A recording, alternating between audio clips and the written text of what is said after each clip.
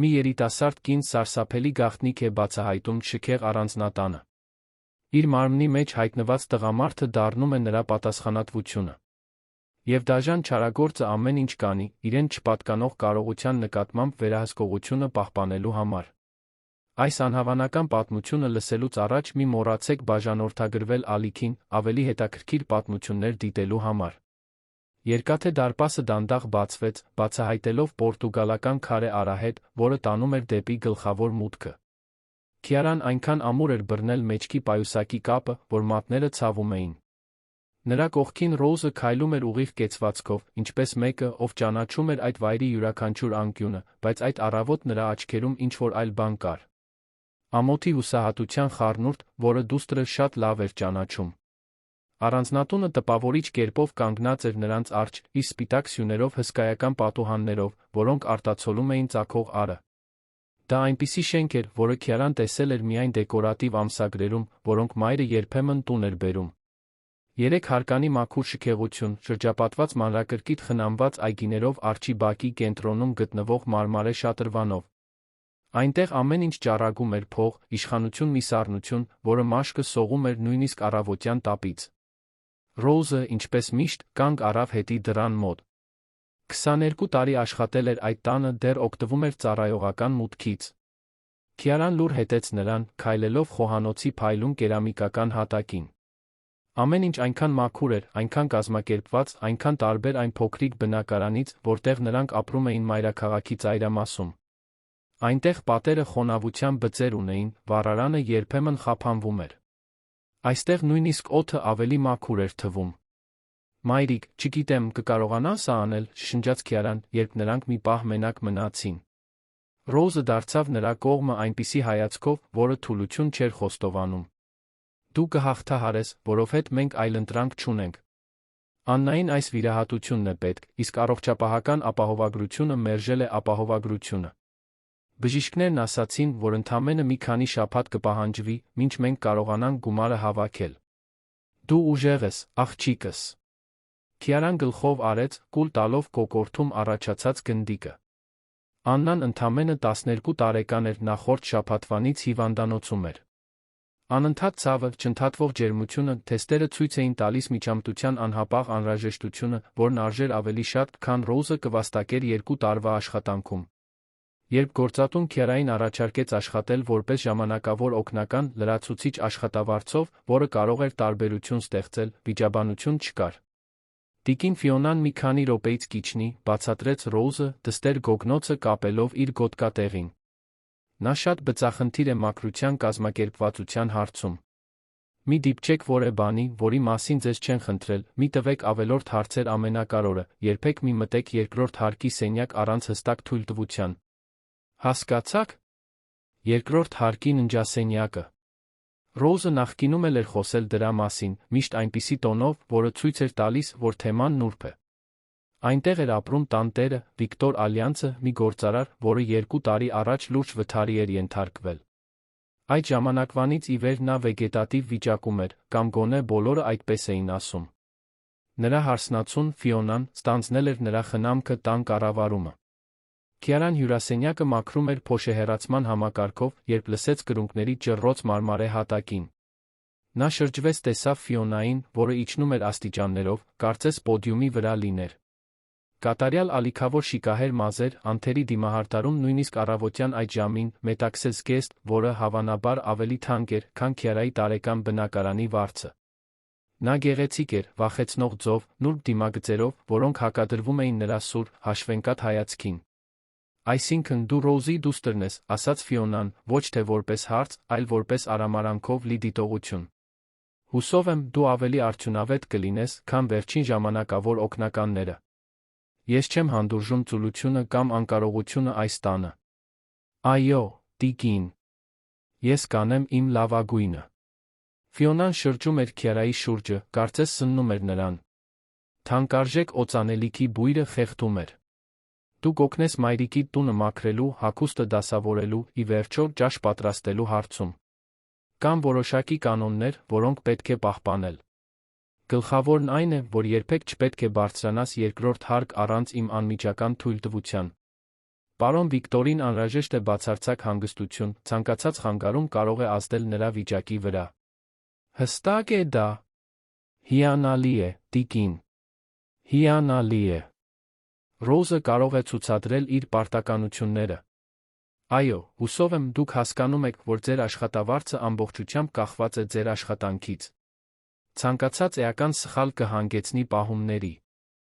Մենք չենք կարող վճարել անգործունակության համար, այնպես չէ՞։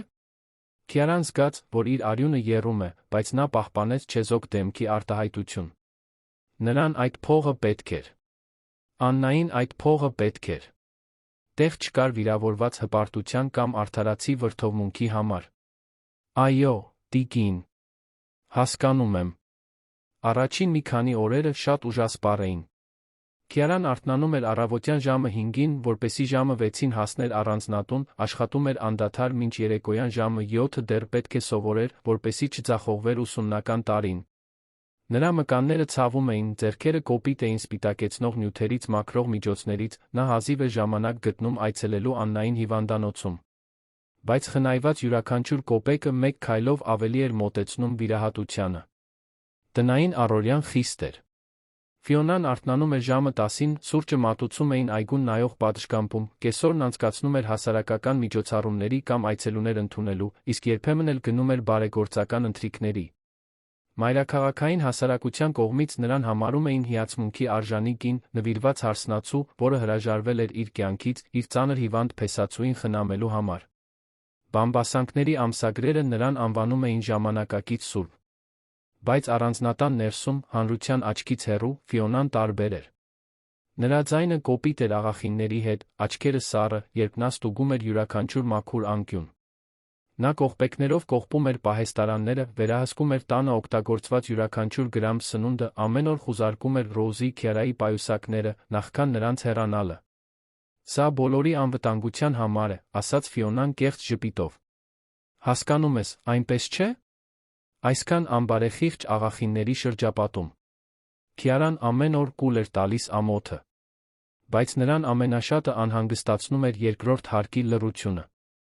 Նա օրը մի քանի անգամ քայլում էր այդ միջանցքով, ոչինչ չէր լսում։ Հեռուստացույցի ձայն չկար, բուժքրոջ ձայն չկար, կյանքի ոչ մի նշան չկար։ Այդ սենյակը կարծես տան մեջ դատարկ տարածք լիներ։ Մի օր, երբ Ֆիոնան մեկնեց բարեգործական միջոցառման, Ռոզը պետք է մաքրող միջոցներ վերցներ նկուղի պահեստից։ Քիարան երկրորդ հարկի միջանցքում էր, երբ ինչ-որ բան լսեց։ Խլացված ձայն, գրեթե աննկատելի։ Նա կանգ առավ, փորձելով հասկանալ, թե որտեղից էր այն գալիս։ Հետո նա կրկին լսեց այն։ Թվում էր, թե այն գալիս էր Վիկտորի սենյակից։ Նրա սիրտը արագ էր բաբախում։ Նա գիտեր, որ այնտեղ մտնելն արգելված է։ Բայց ինչ անել, եթե դա արտակարգ իրավիճակ լիներ։ Ինչ անել, եթե նա օգնության կարիք ունենար։ Քիարան շուրջը նայեց, հաստատելով, որ մենակ է, մոտեցավ դռանը։ Այն կիսաբաց էր։ Մի քանի սանտիմետր, բայց բավական էր, որ նա տեսներ ներսից ճաքը։ Սենյակը մութ էր, պատուհանները ծածկված էին ծանր վարագույրներով։ Կենտրոնում հսկայական մահճակալ էր, իսկ դրա վրա անշարժ կերպարանք։ Վիկտոր։ Քիարան չէր կարողանում հստակ տեսնել նրա դեմքը, բայց կարող էր սպիտակ սավանների տակից տարբերել նրա մարմնի ուրվագծերը։ Նա այնքան լուռ էր թվում, այնքան բացակա։ Հետո նա տեսավ նրան։ Մի արցունք հոսեց նրա աչքի անկյունից, դանդաղորեն իջնելով քունքով, մինչ անհետացավ բարձի մեջ։ Քիարան շունչը պահեց։ Արցունքներ։ Վեգետատիվ վիճակում գտնվող մարդիկ չէին լաց լինում, այնպես չէ՞։ Նա մի քայլ հետ քաշվեց, շփոթված, վախեցած։ Գուցե դա պարզապես ակամա ռեակցիա էր, ինչ-որ բան, որը պատահում էր այդ վիճակում գտնվող հիվանդների հետ։ Բայց նրա ներսում ինչ-որ բան ասում էր, որ դրանից ավելին կա։ Ինչ-որ բան շատ սխալ էր։ Նա վերադարձավ իր գործերին, բայց չէր կարողանում այդ պատկերը հանել գլխից։ Միայնակ արցունքը։ Մութ սենյակը։ Լրիվ լռությունը։ Օրվա մնացած մասը Քիարան ավելի ուշադիր զննում էր երկրորդ հարկը։ Երբ Ֆիոնան վերադարձավ, նա ուղիղ բարձրացավ Վիկտորի սենյակ, ձեռքին սկուտեղ։ Քիարան կարողացավ արագ տեսնել, թե ինչ կար դրա վրա, երբ գործատուն անցավ նրա կողքով միջանցքում։ մի բարակ, գրեթե թափանցիկ ապուր, 2 մեծ հապ, մի բաժակ ջրի կողքին։ Օրական քանի՞։ Անգամ էր Ֆիոնան կերակրում Վիկտորին։ Քիարան չգիտեր, բայց սկսեց դիտարկել։ Միշտ նույն ռեժիմն էր։ Օրական 3 անգամ նրա գործատուն վեր էր բարձրանում, սկուտեղով մնում այնտեղ մոտ 15 րոպե։ Երբ նա իջնում էր ներք, ապուրը միշտ պատրաստ էր, բայց ափսեն տարօրինակ կերպով չափազանց մաքուր էր թվում, կարծես այն արագ լվացված լիներ ննջասենյակի լոգարանի լվացարանում։ Հաջորդ գիշերը, երբ լվացքատանը Ռոզին օգնում էր անկողնային պարագաները ծալել, Քիարան այլևս չկարողացավ զսպել հարցը. «Մայրիկ, տեսել ես պարոն Վիկտորին»։ Ռոզը լռեց, նրա ձեռքերը դեռ սեղմած էին սավանը։ «Ինչու ես դա հարցնում»։ «Պարզապես հետաքրքրասեր եմ։ Նա այդ սենյակում է արդեն 2 տարի։ Միթե նա ընդհանրապես գիտակցություն չունի»։ «Քիարա, դա մեր գործը չէ։ Տիկին Ֆիոնան է հոգ տանում նրա մասին։ Նա ունի բուժքույրեր, որոնք պարբերաբար այցելում են։ Մենք չպետք է խառնվենք այս գործերին։ Բայց քեզ երբեք տարօրինակ չի թվացել, թե ինչպես է նա այդ սենյակը փակ պահում։ Ինչպես է միայն նա կարող այնտեղ մտնել»։ Ռոզը մոտեցավ դստերը, ցածր ու լուրջ ձայնով։ «Ուշադիր լսիր, թե ինչ եմ քեզ պատմելու։ Հարուստ ընտանիքներն ունեն իրենց գաղտնիքները, մեր գործը չէ դրանք բացահայտելը։ Մեր գործառույթը մաքրելն է, եփելը անտեսանելի մնալը։ Եթե սկսես հարցեր տալ, մեզ երկուսիս էլ կդնես աշխատանքը կորցնելու վտանգի տակ։ Եվ մենք հիմա չենք կարող կորցնել այս աշխատանքը։ Մտածիր Աննայի մասին»։ Քիարան գլխով արեց, բայց անհանգստությունը չլքեց նրան։ Այդ գիշեր, բնակարանում իր բարակ ներքնակի վրա պառկած, նա արթուն մնաց, մտածելով այդ պատռվածքի մասին։ Այն մասին, թե ինչպես էր Վիկտորի մարմինը լարված թվում սավանների տակ, ոչ թե թուլացած, ինչպես պետք է լիներ։ Այն մասին, թե ինչպես էր Ֆիոնան միշտ նրա մասին խոսում անցյալ ժամանակով, կարծես նա արդեն գնացած լիներ։ Հաջորդ օրը, ճաշասենյակը մաքրելիս, Քիարան լսեց մի զրույց, որը պետք է փոխեր ամեն ինչ։ Ֆիոնան գրասենյակում էր կոստյումով մի տղամարդու հետ, իսկ դուռը կիսաբաց էր։ Նրանց ձայները ցածր էին, բայց դատարկ տան լռության մեջ նրանց խոսքերը հասան Քիարային։ «Մարկո, մենք պետք է արագացնենք սա», անհամբեր ասաց Ֆիոնան։ Արդեն 2 տարի է անցել։ Նրա ընտանիքը սկսում է հարցեր տալ։ «Գիտեք, որ այս մասշտաբի լիազորագիր կեղծելը ժամանակ է պահանջում», պատասխանեց տղամարդու ձայնը, հավանաբար փաստաբանինը։ «Եթե որը մեկը կասկածի տակ դնի ձեռագրի վերլուծություն խնդրի, ամեն ինչ կփլուզվի։ Ուրեմն դու պետք է ավելի լավ գործես։ Վիկտորը չի կարող անվերջ շարունակել։ Եվ ես չեմ կարող հավերժ շարունակել նվիրված հարսնացու լինելու այս խարդավանքը։ Ես ուզում եմ լիակատար հասանելիություն ունենալ հաշիվներին, ուզում եմ որոշումներ կայացնել ընկերությունների նկատմամբ։ Դրա համար են քեզ վճարում։ Ես աշխատում եմ դրա վրա։ Բայց ավելի հեշտ կլիներ, եթե դուք կարողանայիք ստանալ նրա ստորագրությունը։ Անհնար է։ Նույնիսկ բոլոր դեղորայքի դեպքում նա դեռ կարող է ունենալ ջղացկություններ, որոնք կփչացնեն փաստաթուղթը։ Ոչ, կեղծ լիազորագիրը միակ տարբերակն է։ Եվ հետո, երբ ամեն ինչ փոխանցվի, մենք կարող ենք մտածել մշտական հոսպիտալացման մասին։ Մշտական կալանք։ Այս խոսքերը արձագանքեցին Քիարայի մտքում, ինչպես նախազգուշացնող զանգ։ Նրանք պլանավորում էին Վիկտորից ամեն ինչ գողանալ, ապա նրան փակել ինչ-որ տեղ, որտեղ նա երբեք չկարողանա պատմել պատմության իր կողմը։ Եվ ավելի վատը, նրանք նրա մասին խոսում էին այնպես, կարծես նա չէր լսում, կարծես նա այլս մարդ չէր։ Քիարան ստիպված էր հենվել պատին, չդողալու համար։ Սա պարզապես դաժանություն չէր, այլ շատ ավելի վատ բան։ Եվ հիմա նա չափազանց շատ բան գիտեր։ Բայց ինչ կարող էր անել։ Նա ընդամենը 17 տարեկան աղջիկ էր, աղախնի դուստր, առանց ապացույցների, առանց իշխանության։ Ով կհավատար նրան Ֆիոնա նման կնոջ դեմ։ Նա արագ ավարտեց սենյակի մաքրությունը, վերադարձավ խոհանոց, որտեղ Ռոուզը ջաշ էր պատրաստում։ Նրա միտքը խառնաշփոթ մտքերով էր լցված։ Նա պետք է ինչ-որ բան աներ, բայց ինչ։ Առանց ապացույցների հաղորդելը մասնագիտական ինքնասպանություն կլիներ թե մոր, թե իր համար։ Բայց լռելը կնշանակեր մեղսակիցություն սարսափելի բանի։ Այդ գիշեր Քիարան որոշում կայացրեց։ Նա պետք է կրկին տեսներ Վիկտորին։ Նա պետք է հաստատեր իր կասկածները։ Եթե նա իսկապես գիտակից էր, եթե կար որևէ հնարավորություն, որ նա փակված լիներ իր սեփական մարմնում, դանդաղ թունավորվելով չափից շատ դեղորայքով, նա պետք է ինչ-որ բան աներ։ Նույնիսկ եթե դա նրան ամեն ինչ արժենար։ Հնարավորությունը ստեղծվեց 3 օր անց։ Ֆիոնան գնաց բարեգործական ընթրիքի, որը կտեր ամբողջ գիշեր։ Ռոուզը շուտ տուն գնաց, քանի որ գլխացավ ուներ, իսկ Քիարան մնաց գրադարանը մաքրելն ավարտելու պատրվակով։ Երբ նա համոզվեց, որ առանձնատանը լիովին մենակ է, բարձրացավ երկրորդ հարկ։ Նրա սիրտը այնքան ուժեղ էր բաբախում, որ վստահ էր, որ այն լսվում էր ամբողջ տանը։ Վիկտորին ննջասենյակի դուռը փակ էր, բայց Քիարան տեսել էր, թե որտեղ էր Ֆիոնան պահում պահեստային բանալին, գրասենյակի դարակում։ Դողացող ձեռքերով նա բացեց դուռը։ Մտավ մութ սենյակ։ Դեղորայքի ախտահանիչի հոտը ուժեղ էր։ Քիարան միացրեց մահճակալի կողքին գտնվող փոքրիկ լամպը, վերջապես առաջին անգամ հստակ տեսավ Վիկտորին։ Նա ավելի երիտասարդ էր, քան նա պատկերացնում էր, գուցե 35 տարեկան։ Անփույթ շագանակագույն մազեր, անփույթ մորուք դեմք, որը կարող էր գեղեցիկ լինել, եթե այդքան գունատ ու խայտաբղետ չլիներ։ Նրա աչքերը փակ էին, թվում էր, թե նա խորը քնի մեջ է։ Պարոն Վիկտոր, շշնջաց նա, ավելի մոտենալով։ Լսում եք ինձ։ Ոչինչ։ Ոչ մի արձագանք։ Քիարան պատրաստվում էր հանձնվել, երբ տեսավ դա։ Նրա աջ ձեռքի մատները թեթակի ցնցվեցին։ Դա ջղաձգություն չէր, այլ դիտավորյալ շարժում։ Նա նայեց նրա դեմքին, տեսավ, որ արցունքը կրկին հոսում է նրա այտով։ Աստված իմ, շշնջաց նա։ Արթուն ես, չէ՞։ Դու այնտեղ փակուղու մեջ ես։ Նրա մատներիս մեկ շարժում։ Այս անգամ ավելի ուժեղ։ Դա արձագանք էր։ Նա փորձում էր շփվել։ Քիարան զգաց, որ ոտքերը տեղի են տալիս, ստիպված էր նստել մահճակալի կողքին գտնվող աթոռին։ Նա հենց նոր էր բացահայտել այդ տան ամենասարսափելի գաղտնիքը։ Վիկտորը գոմայի մեջ չէր։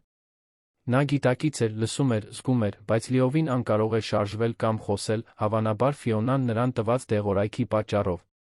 Եվ հիմա Քիարան ստիպված էր ընտրություն կատարել։ Ընտրություն, որը կփոխեր բոլորի ճակատագիրը։ Հաջորդ օրերը Քիարայի համար իսկական տանջանք էին։ Ամեն անգամ, երբ նա տեսնում էր, թե ինչպես է Ֆիոնան բարձրանում այդ աստիճաններով, ձեռքին նոսր ապուրի դեղահաբերի սկուտեղը, նրա ստամոքսը խառնվում էր։ Ամեն անգամ, երբ նա լսում էր, թե ինչպես է իր ղեկավարը խոսում Վիկտորի մասին, կարծես նա անհարմար առարկա լիներ, նա ստիպված էր լեզուն կծել ճշմարտությունը չբղավելու համար։ Բայց նա գիտեր, որ մեկ սխալ քայլը կվտանգի ոչ միայն իր աշխատանքը, այլ այն տղամարդու կյանքը, որն այժմ անընդհատ զբաղեցնում էր իր մտքերը։ Այն գիշերը, երբ նա հայտնաբերեց, որ Վիկտորը գիտակցության մեջ է, Քիարան իր սենյակում մնացել էր ընդամենը մի քանի րոպե, նախքան սարսափից փախչելը։ Բայց այդ րոպեները բավարար էին ամեն ինչ փոխելու համար։ Նա բռնել էր նրա ձեռքը, զգացել էր նրա մատների թեթ սեղմումը ի պատասխան, տեսել էր, թե ինչպես են արցունքները հոսում իր դեմքով, երբ շշնջում էր, որ կվերադառնա նրան օգնելու։ Դա վտանգավոր խոստում էր, տրված իմպուլսիվ կերպով, մղված այնպիսի կարեկցանքով, որի մասին նա նույնիսկ չգիտեր, որ այդքան մեծ է։ Այժմ, 3 օր անց, Քիարան ամեն ինչ նոր աչքերով էր դիտարկում։ Նա տեսավ, թե ինչպես է Ֆիոնան աչքերը թարթում, երբ ինչ-որ մեկը հարցնում էր Վիկտորի վիճակի մասին։ Նա նկատեց, թե ինչպես է իր ղեկավարը միշտ արագ փոխում թեման, զրույցը ուղղելով դեպի իր բարեգործական միջոցառումները, իր օրինակելի նվիրվածությունը։ Դա կատարյալ ներկայացում էր, մինչ ամենափոքր մանրամասնությունը փորձված։ Եվ բոլորը հավատացին ստին։ Մայրիկ, սկսեց Քիարան, մինչ նրանք խոհանոցում օգնում էին ընթրիք պատրաստել, գիտես, թե տիկին Ֆիոնան ինչպիսի դեղամիջոց է տալիս պարոն Վիկտորին։ Ռոուզը հառաչեց, ակնհայտորեն հոգնած նրա պնդումից։ Քիարա, մենք արդեն խոսել ենք այս մասին։ Դա մեր գործը չէ։ Բայց ինչ կլիներ, եթե նրան այդքան շատ դեղորայք պետք չլիներ։ Ինչ կլիներ, եթե հնարավոր լիներ, որ նա լավանար պատշաճ բուժման միջոցով։ Մայրը մի կողմ դրեց դանակը, որով բանջարեղեն էր կտրատում, նայեց դստերը։ Ինչ է կատարվում քեզ հետ։ Ինչու ես հանկարծակի հետաքրքրվում ղեկավարով։ Քիարան հուսահատորեն ուզում էր ճշմարտությունն ասել։ Նա ուզում էր կիսվել այդ խեղդող բեռով, ունենալ մեկը իր կողքին, որը կօգնի նրան ծրագիր մշակել։ Բայց նա նայեց մոր հոգնած դեմքին, աչքերի տակի մուգ շրջանակներին, որոնք Աննայի մասին անհանգստությամբ էին նշմարվում, կուլ տվեց խոսքերը. Ռոուզն արդեն չափազանց շատ բեռ էր կրում։ Եթե նա իմանար, թե ինչ էր հայտնաբերել Քիարան, կփորձեր պաշտպանել դստերը, հավանաբար անմիջապես հրաժարական տալով։ Եվ այդ դեպքում Աննայի վիրահատության համար գումար չէր լինի։ Պարզապես տխուր եմ համարում, ստեց Քիարան։ Տեսնել մեկին այդքան երիտասարդ նման վիճակում։ Պատկերացնում եմ, թե ինչ կմտածեր նա, եթե տեսներ, թե ինչի է վերածվել իր կյանքը։ Ռոուզը շարունակեց բանջարեղենը կտրատել մեղմ, բայց վճռական ձայնով։ Կյանքը միշտ չէ, որ արդար է, աղջիկս։ Ես դա վաղուց եմ սովորել։ Մենք միայն կարող ենք մեր աշխատանքը անել, ազնվորեն վաստակել մեր փողը հոգ տանել նրանց մասին, ում սիրում ենք։ Պարոն Վիկտորի ճակատագիրը Աստծո նրա բժիշկների ձեռքերում է։ Բայց Քիարան այլս չէր կարող ընդունել այդ հրաժարականը։ Ոչ այն ժամանակ, երբ գիտեր, որ Վիկտորը վերում է, բանտարկված, տեղյակ նրա բանտարկության ամեն վայրկյանից։ Նա պետք է ինչ-որ բան աներ, արագ։ Հարցն այն էր, թե ինչպես անել դա, առանց կասկածներ առաջացնելու։ Հնարավորությունը ստեղծվեց անսպասելիորեն։ Հաջորդ շաբաթ Ֆիոնան հայտարարեց, որ երկօրյա ուղղորություն է կատարելու Հարան մայրաքաղաք, մասնակցելու պալիատիվ խնամքին նվիրված համաժողովի։ Իրոնյան, զավեշտալի էր։ Կինը, որը քիմիական գերության մեջ էր պահում իր փեսացուն, պատրաստվում էր խոսել հիվանդների բուժման արժանապատվության մասին։ Սակայն Քիարայի համար դա հնարավորությունների պատուհան էր։ Տիկին Ֆիոնայի ուղղորության ընթացքում դուք երկուսով կհոգաք տան մասին, հրահանգեց Ֆիոնան Ռոուզին Քիարային մեկնելու առավոտյան։ Բուժքույրը օրը 2 անգամ կգա Վիկտորին խնամելու։ Դուք պարզապես պետք է համոզվեք, որ նա մուտք ունի սենյակ, ապա նորից ամեն ինչ փակեք։ Ես չեմ ուզում, որ որևէ մեկը լրտեսի այնտեղ, որտեղ չպետք է։ Հստակ է դա։ Հիանալի է, տիկին, պատասխանեց Ռոուզը։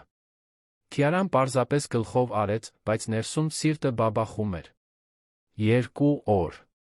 Նա 2 օր կունենար, փորձելու Վիկտորի հետ ճիշտ շփվել, ավելի լավ հասկանալ նրա իրավիճակը, գուցե նույնիսկ ապացույցներ գտնելու այն մասին, թե ինչ էր անում Ֆիոնան։ Հենց որ Ֆիոնայի լիմուզինը անհետացավ դարպասի միջով, Քիարան սկսեց մշակել իր ծրագիրը։ Բուժքույրը կժամաներ առավոտյան ժամը 10-ին կեսօրից հետո, ժամը 6-ին։ Սա նշանակում էր, որ այս այցելությունների միջ ընկած ժամանակահատվածում կային ժամանակային պատուհաններ, երբ նա կարող էր փորձել աննկատ բարձրանալ վեր։ Ամենամեծ մարտահրավերը կլիներ Ռոուզը, որը միշտ ուշադիր էր դստեր շարժումներին։ Առաջին առավոտյան Քիարան սպասեց բուժքրոջը, որ շրջի հեռանա։ Ռոուզը զբաղված էր լվացքատանը, զբաղվելով անկողնային սպիտակեղենի մի լեռան հետ, որը պետք է փոխվեր։ Կամ հիմա, կամ երբեք։ Սրտի արագ բաբախյունից Քիարան վերցրեց պահեստային բանալին, արագ բարձրացավ վեր։ Սենյակն ավելի լուսավոր էր, քան նախորդ անգամ։ Բուժքույրը վարագույրները բացել էր հեռանալուց անմիջապես առաջ։ Քիարան այժմ ավելի հստակ տեսնում էր Վիկտորին։ Նա մի փոքր ավելի արթուն էր, կիսաբաց աչքերը հետում էին նրա շարժմանը, երբ նա մտնում էր։ Նրա հայացքում կար մի բանականություն, որը լիովին հակասում էր Ֆիոնայի պատմությանը։ Պարոն Վիկտոր, շշնջաց նա, մոտենալով զգուշորեն փակելով դուռը։ Ես Քիարան եմ։ Ես այստեղ աշխատում եմ մորս հետ։ Ես ուզում եմ, որ դուք իմանաք, որ ես գիտեմ։ Ես գիտեմ, որ դուք արթուն եք, որ դուք գիտակից եք։ Եվ ես գիտեմ, որ տիկին Ֆիոնան ձեզ հետ ինչ-որ սարսափելի բան է անում։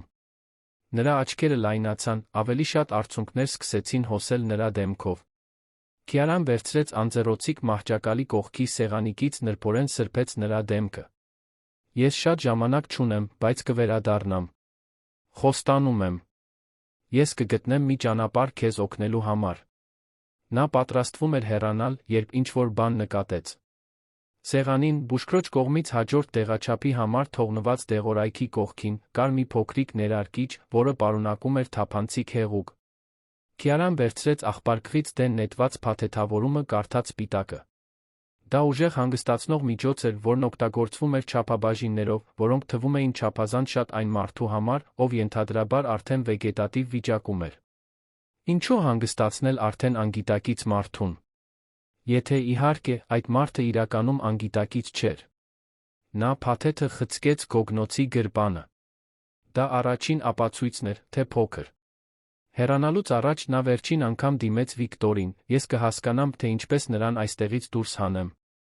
Դեռ չգիտեմ ինչպես, բայց կանեմ։ Պարզապես պետք է մի փոքր էլ դիմանալ։ Օրվա մնացած մասի ընթացքում Քիարան ամեն ինչ ավելի ուշադիր հետում էր։ Երբ բուժքույրը վերադարձավ երեկոյան ժամը 6-ին, նա ծացրեց, թե մաքրում է սենյակի մոտ գտնվող միջանցքը։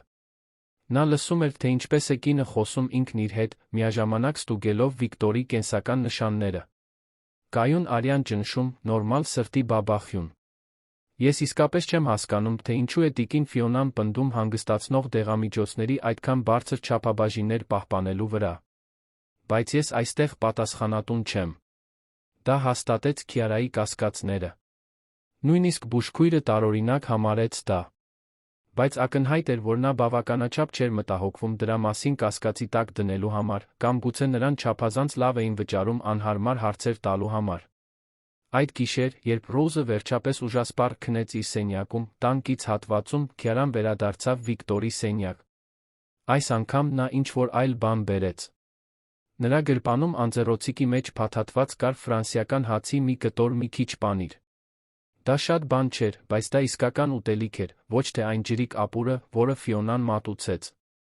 Վիկտորը արթուն էր, աչքերը հառած առաստաղին։ Երբ Քիարան ներս մտավ, նա նրան նայեց հույսի վախի խառնուրդով։ Նա մոտեցավ, ցածր, բայց վճռական ձայնով։ Ես պետք է մի բան իմանամ։ Կարող ես կուլ տալ, եթե դանդաղ կերակրեմ քեզ։ Գլխի գրեթե աննկատ շարժում։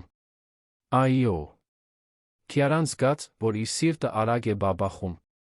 Հետո նա փորձելու էր։ Նա կտրեց մի փոքրիկ կտոր հաց, եղունգի չափ, նրբորեն դրեց նրա բերանը։ Դանդաղ։ Առանց շտապելու։ Վիկտորը փակեց աչքերը, կենտրոնանալով։ Նա կարող էր տեսնել, թե ինչ ջանք էր գործադրում նա ծնոտը շարժելու, այդ փոքրիկ կտորը ծամելու համար։ Դա տեց գրեթե 1 րոպե, բայց նա կարողացավ։ Նա կուլ տվեց։ Եվ երբ նա կրկին բացեց աչքերը, այնտեղ ինչ-որ այլ բան կար։ Երախտագիտություն։ Հույս։ Թեթացում։ Քիարան լուռ աշխատեց 20 րոպե, նրան տալով հացի պանրի փոքրիկ կտորներ, համբերատար սպասելով յուրաքանչյուրի մեջ ընկած հատվածին։ Դա բավարար չէր նրան կշտացնելու համար, բայց անսահման ավելի լավ էր, քան սննդարարորեն դատարկ ապուրը, որը նրա միակ սնունդն էր եղել 2 տարի շարունակ։ Երբ նա ավարտեց, գթալի միջոցով քիչ-քիչ ջուր տվեց նրան։ Ես սա կանեմ ամեն օր, խոստացավ նա։ Քիչ-քիչ մենք կօգնենք նրան վերականգնել իր ուժերը։ Եվ հետո մենք կգտնենք մի միջոց բացահայտելու Ֆիոնայի արարքները։ Բայց ինչպես կարող էր նա դա անել առանց կասկածներ հարուցելու։ Ֆիոնան վերահսկում էր տան ամեն ինչ, ստուգում էր պայուսակները, փակում էր պահարանները։ Ինչպես կարող էր Քիարան թաքցնել այնքան ուտելիք, որ կարողանար ամեն օր վեր բարձրանալ։ Պատասխանը եկավ ամոթալի, բայց գործնական ձով։ Նա ստիպված կլիներ թաքցնել այն միակ վայրերում, որտեղ Ֆիոնան չէր ստուգում, միակ վայրերում, որտեղ իր արժանապատվությունը թույլ չէր տալիս նրան որոնել։ Ներքնազգեստում համազգեստի ներքին գրպաններում։ Հաջորդ օրը Քիարան սկսեց իր նոր առօրյան։ Առավոտյան տնից դուրս գալուց առաջ նա առանձնացնում էր բրնձի, լոբու մանրացված հավի մսի փոքր կտորներ։ Նա ամեն ինչ փաթաթում էր սննդի թաղանթով թաքցնում կրծկալի, ներքնազգեստի կամ տաբատի հետի գրպաններում։ Դա անհարմար նվաստացուցիչ էր, բայց աշխատում էր։ Օրվա ընթացքում, երբ նա միայնակ պահ էր գտնում, նա վերցնում էր թաքցրած սնունդը պահում լվացկատան պահարանում փակված փոքրիկ տարայի մեջ։ Ռոզը նկատեց, որ իր դուստրը քիչ է ուտում։ Լավ ես։ Սրտխառնոց զգում ես։ Շատ լավ եմ, մայրիկ։ Պարզապես շատ քաղցած չեմ։ Կարծում եմ, շոկից է։ Դա անհրաժեշտ սուտ էր։ Իրականում, Քիարան բաց էր թողնում ճաշերը, որպեսզի բավականաչափ ուտելիք ունենար Վիկտորին տանելու համար։ Յուրաքանչյուր չկերած կտորը կարող էր տալ նրան։ Յուրաքանչյուր զոհաբերված կտորը նրա ապաքինմանն ուղղված քայլ էր։ Երբ Ֆիոնան վերադարձավ իր ճամփորդությունից, Քիարան ստիպված էր ավելի զգույշ լինել։ Նրա գործատուն ավելի զգոն էր, քան երբը, նրա սառը աչքերը հետում էին աղախինների յուրաքանչյուր քայլին։ Նա վերադարձել էր մի տղամարդու հետ, փաստաբան Մարկոյի, որի մասին Քիարան նախկինում լսել էր։ Նրանք ժամերով փակված մնացին գրասենյակում, ցածր, բայց լարված ձայներով։ Քիարան կարողացավ կրկին կանգնել կիսաբաց դռան մոտ մաքրության ժամանակ։ Այս անգամ լսածը նրան ավելի սարսափեցրեց։ Նշանադրության երեկույթը նախատեսված է հաջորդ ամիս, ասաց Ֆիոնան։ Դա կլինի կատարյալ պահը։ Մամուլի ներկայացուցիչների, բոլոր ընտանիքի ընկերների ներկայությամբ ոչ ոք ոչինչ չի կասկածի, եթե ես հայտարարեմ, որ Վիկտորը ստորագրել է փաստաթղթերը միջոցառումից առաջ։ Մենք կասենք, որ դա ժամանակավոր պարզության պահ էր, որ նա ուզում էր ինձ այս նվերը տալ երեկույթից առաջ։ Ռոմանտիկ է, այնպես չէ՞։ Եվ կեղծ փաստաթղթերը պատրաստ կլինեն։ Այո։ Իմ Բրազիլիայի փորձագետը երաշխավորեց, որ ստորագրությունը կատարյալ է։ Ես ամիսներ անցկացրի նրա հին արխիվներից նմուշներ հավաքելով։ Ոչ ոք չի կարողանա ապացուցել, որ այն կեղծ է։ Եվ հետո, ինչ։ Այդ ժամանակ, սիրելիս Մարկո, Վիկտորի առողջությունը հանկարծակի կվատանա։ Իհարկե, դա շատ ողբերգական կլինի։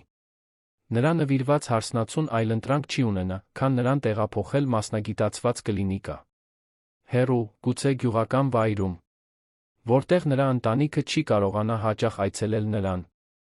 Եվ այնտեղ նա կստանա ողջ անհրաժեշտ խնամքը, մնալու ճիշտ այնպիսին, ինչպիսին հիմա է։ Հանգիստ, զսպված, բացակա։ Քիարան ստիպված էր բերանը ծածկել, սարսափի հոցը զսպելու համար։ Նրանք պլանավորում էին Վիկտորից ամեն ինչ գողանալ, ապա նրան փակել ինչ-որ տեղ, որտեղ նա կանցկացներ իր կյանքի մնացած մասը որպես բանտարկյալ։ Դա կատարյալ ծրագիր էր, սառը, հաշվարկված։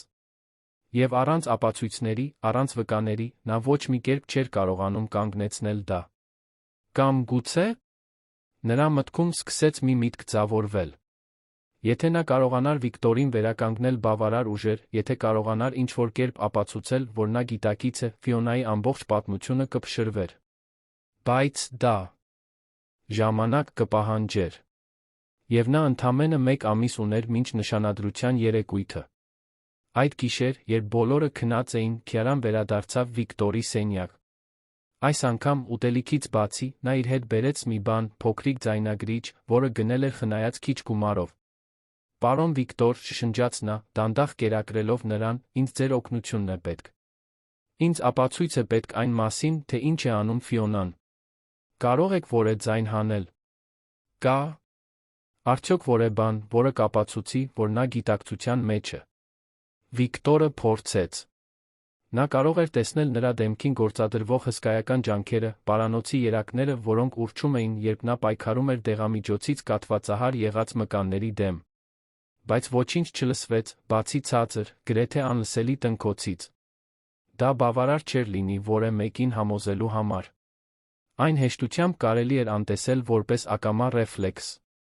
Ամեն ինչ կարգին է, ասաց Քիարան, սրբելով ճակատի քրտինքը։ Մենք կգտնենք մեկ այլ ճանապարհ։ Դու պարզապես պետք է շարունակես ուժեղանալ։ Մի փոքր էլ ուտիր։ Հաջորդ մի քանի շաբաթները նա անցկացրեց տանջալից ռեժիմով։ Նա կարթնանում էր ժամը 5-ին, նախաճաշին հնարավորինս քիչ էր ուտում, իսկ մնացածը պահում էր Վիկտորի համար։ Նա ամբողջ օրը աշխատում էր առանձնատանը, փնտրելով ցանկացած հնարավորություն, անտեսանելիորեն բարձրանալու իր սենյակ։ Գիշերը նա տուն էր վերադառնում ուժասպառ, ուշ էր սովորում, քնում էր ընդամենը մի քանի ժամ, նախքան հաջորդ օրը նույնը կրկնելը։ Հետանքները սկսեցին եռալ։ Քիարան նկատելիորեն նիհարում էր։ Նրա հագուստը դառնում էր ավելի ազատ, դեմքն ավելի անկյունային։ Նրա ձեռքերին, ոտքերին կապտուկներ էին հայտնվում, նշաններ, որ նրա մարմինը մտնում էր սննդային կոլապսի մեջ։ Բայց նա չէր կանգնում։ Նա չէր կարողանում կանգ առնել։ Աննան արդեն վիրահատվել էր, բայց դեռ ապաքինվում էր։ Եվ Վիկտորը կախված էր նրանից այնպես, որ Քիարային զգացնել էր տալիս, որ կանգ առնելը կնշանակեր իրեն դատապարտել։ Ռոուզը, ավելի ու ավելի անհանգստանալով, փորձեց ստիպել դստերը ուտել։ Քիարա, դու հիվանդանում ես։ Դու պետք է ուտես։ Լավ եմ, մայրիկ։ Պարզապես հոգնածություն եմ զգում։ Սա պարզապես հոգնածություն չէ։ Դու հյուծվում ես։ Ես քեզ բժշկի մոտ եմ տանում։ Ոչ, չափազանց արագ պատասխանեց Քիարան, ապա մեղմացրեց ձայնը։ Կներես։ Պարզապես չեմ ուզում հիմա բժշկի վրա գումար ծախսել։ Մենք խնայում ենք Աննայի ծախսերի համար, երբ նա դուրս գրվի։ Ես ավելի շատ կուտեմ, խոստանում եմ։ Բայց նա այլս չէր ուտում։ Յուրաքանչյուր կծում չափազանց թանկ էր իր վրա վատնելու համար, երբ Վիկտորն այդքան կարիք ուներ դրան։ Նա աստիճանաբար, բայց նկատելիորեն լավանում էր։ Նա այժմ ավելի հեշտությամբ էր շարժում մատները։ Նրա հայացքն ավելի զգոն էր։ Նա նույնիսկ կարողանում էր մի քանի բառ շշնջալ, չնայած դրանք դեռ դժվար էր հասկանալ։ Շնորհակալություն, մի գիշեր նա հասցրեց ասել, անգործածությունից խռպոտ ձայնով։ Դուք ինձ փրկում եք։ Դեռ շնորհակալություն մի հայտնեք, պատասխանեց Քիարան, ուժասպառությունից թույլ ձայնով։ Մենք դեռ պետք է միջոց գտնենք ճշմարտությունը բացահայտելու համար։ Բայց ինչպես։ Նույնիսկ Վիկտորի ուժերը հավաքվելուց հետո նրանք դեռս կոնկրետ ապացույցներ չունեին։ Ֆիոնան չափազանց զգույշ էր, չափազանց խելացի։ Նա բոլոր բժշկական փաստաթղթերը փակի տակ էր պահում իր գրասենյակում։ Նա բուժքրոջը փաթաթել էր իր ճկույթին։ Նա վերահսկում էր պատմության յուրաքանչյուր կողմը։ Եվ ժամանակը սպառվում էր։ Նշանադրության երեկույթը մոտենում էր։ Քիարան հետում էր իր շուրջը ծավալվող նախապատրաստական աշխատանքներին։ Ծաղկավաճառները գալիս գնում էին, համտեսողները ներկայացնում էին ուտեստները, դեկորատորները չափում էին դահլիճը։ Ֆիոնան այն վերածել էր ամսագրին արժանի միջոցառման։ Կլինեին 200-ից ավելի հյուրեր, այդ թվում մայրաքաղաքի առաջատար հրատարակությունների լրագրողներ։ Դա կատարյալ կլինի, հեռախոսով ասաց Ֆիոնան ընկերուհուն։ Մեր սիրո տոնակատարությունը, որը վերապրեց ողբերգությունը։ Մարդիկ կարեկցանքից կհուզվեն, երբ ես նրանց պատմեմ, թե ինչպես ենք Վիկտորի հետ միասին հաղթահարում այս ամենը։ Եվ երբ ես հայտարարեմ, որ նա ինձ լիարժեք լիազորություններ է տվել իր գործերի համար, բոլորը կտեսնեն, թե որքան է նա վստահում ինձ, նույնիսկ իր վիճակում։ Քիարան լսում էր այս ամենը, զգում էր, թե ինչպես է կոկորդում լեղի բարձրանում։ Այնքան անարդար էր, այնքան դաժան։ Բայց նա անսասան էր իր նպատակին։ Ամեն գիշեր, երբ բոլորը քնած էին, նա բարձրանում էր Վիկտորի սենյակ։ Նա կերակրում էր նրան, խոսում նրա հետ, օգնում էր նրան փորձել շարժել վերջույթները։ Եվ քիչ-քիչ, շատ քիչ-քիչ, նա ավելի ու ավելի լավ էր արձագանքում։ Մի գիշեր, երեկույթից 3 շաբաթ առաջ, մի արտասովոր բան տեղի ունեցավ։ Երբ Քիարան ուտելիք դրեց Վիկտորի բերանը, նա ոչ միայն ծամեց։ Նա շարժեց ձեռքը, դանդաղ, դողալով ջանքերից, այլ շարժեց այն։ Նրա մատները դիպչեցին Քիարայի մատներին, սեղմելով այնպիսի ուժով, որը նա շաբաթներ շարունակ չէր զգացել։ Դու դա արեցիր, շշնջաց նա, արցունքները հոսելով դեմքից։ Դու վերադառնում ես։ Նա նրան նայեց այնպիսի լարվածությամբ, որը նրան ինչ-որ բան հասկացրեց։ Այդ աչքերում նա տեսնում էր ոչ միայն երախտագիտություն։ Դա վճռականություն էր։ Վիկտորն այլս պարզապես պասիվ զոհ չէր։ Նա պայքարում էր վերադառնալու, իր կյանքը վերականգնելու համար։ Եվ Քիարան այն կամուրջն էր, որը դա հնարավոր դարձրեց։ Բայց նույն գիշերը, երբ նա դուրս եկավ իր սենյակից, Ռոուզը նրան սպասում էր միջանցքում, մոր դեմքին ցնցումն ու հիասթափությունը սարսափելի էին։ Ինչ ես անում այստեղ, մոր դստեր միջ լռությունն այնքան ծանր էր, որ կարծես ներծծում էր միջանցքի ողջ օդը։ Ռոուզը կանգնած էր, ձեռքերը խաչած, դեռս գիշերանոցով, աչքերը հերթագայում էին հիասթափությունից մինչ վախ։ Քիարան, որի ձեռքերը դեռս դողում էին Վիկտորին մի քանի րոպե առաջ կերակրելուց, չգիտեր ստի, թե ասի ամբողջ ճշմարտությունը։ Մայրիկ, կարող եմ բացատրել։ Դուք պարոն Վիկտորի սենյակում էիք։ Ռոուզը հարց չէր տալիս, նա փաստ էր արձանագրում։ Ես արթնացա, լույս տեսա նրա դռան տակ։ Մտածեցի, գող է։ Եվ հետո տեսա, թե ինչպես է աղջիկս այնտեղից հեռանում գիշերվա 2-ին, կարծես դա նորմալ լիներ։ Գիտեմ, որ սխալ է հնչում, բայց դա այն չէ, ինչ դու մտածում ես։ Եվ ինչ եմ մտածում, Քիարա։ Որ դու անում ես մի բան, որը կարող է մեզ աշխատանքից զրկել։ Որ դու չես ենթարկվում տիկին Ֆիոնայի ուղղակի հրամաններին։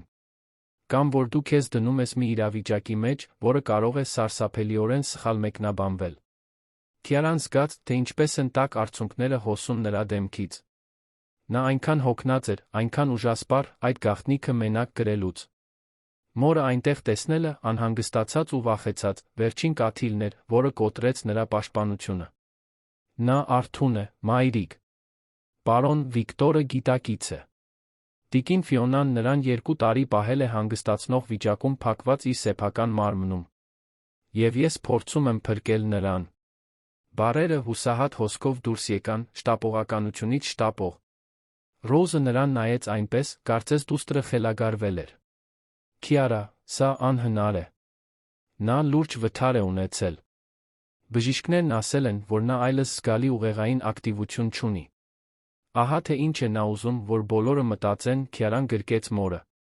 Ես տեսա դա, մայրիկ։ Ես խոսեցի նրա հետ։ Նա շարժվում է, ամեն ինչ հասկանում է։ Ֆիոնան նրան թմրեցնում է, որպեսզի այսպես պահի, որովհետև ամեն ինչ գողանում է նրանից։ Նա կեղծ փաստաթղթեր ունի, կեղծ լիազորագիր։ Նա ամեն ինչ հայտարարելու է նշանադրության երեկույթի ժամանակ, ապա նրան փակելու է գյուղական կլինիկայում, որտեղ ոչ ոք չի կարող այցելել նրան։ Ռոզը գլուխը թափ տվեց, մի քայլ հետ գնալով։ Դու հոգնած ես, լավ չես սնվում։ Սա ազդում է քո դատողության վրա։ Ես չեմ պատկերացնում բաներ։ Արի ինձ հետ, տես ինքդ։ Բացարձակապես ոչ։ Ռոզը վճռական էր։ Ես այդ սենյակ չեմ մտնելու։ Եվ դու էլ այլս չես մտնում։ Սա խելագարություն է, Քիարա։ Հարուստ ընտանիքներն ունեն իրենց դրամաները, իրենց խնդիրները, մեր գործը չէ խառնվել դրանց։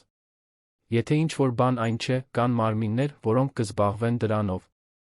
Եվ ով է մեզ հավատալու։ Աղախինը նրա դուստրը, մայրաքաղաքի ամենաազդեցիկ կանանցից մեկի դեմ։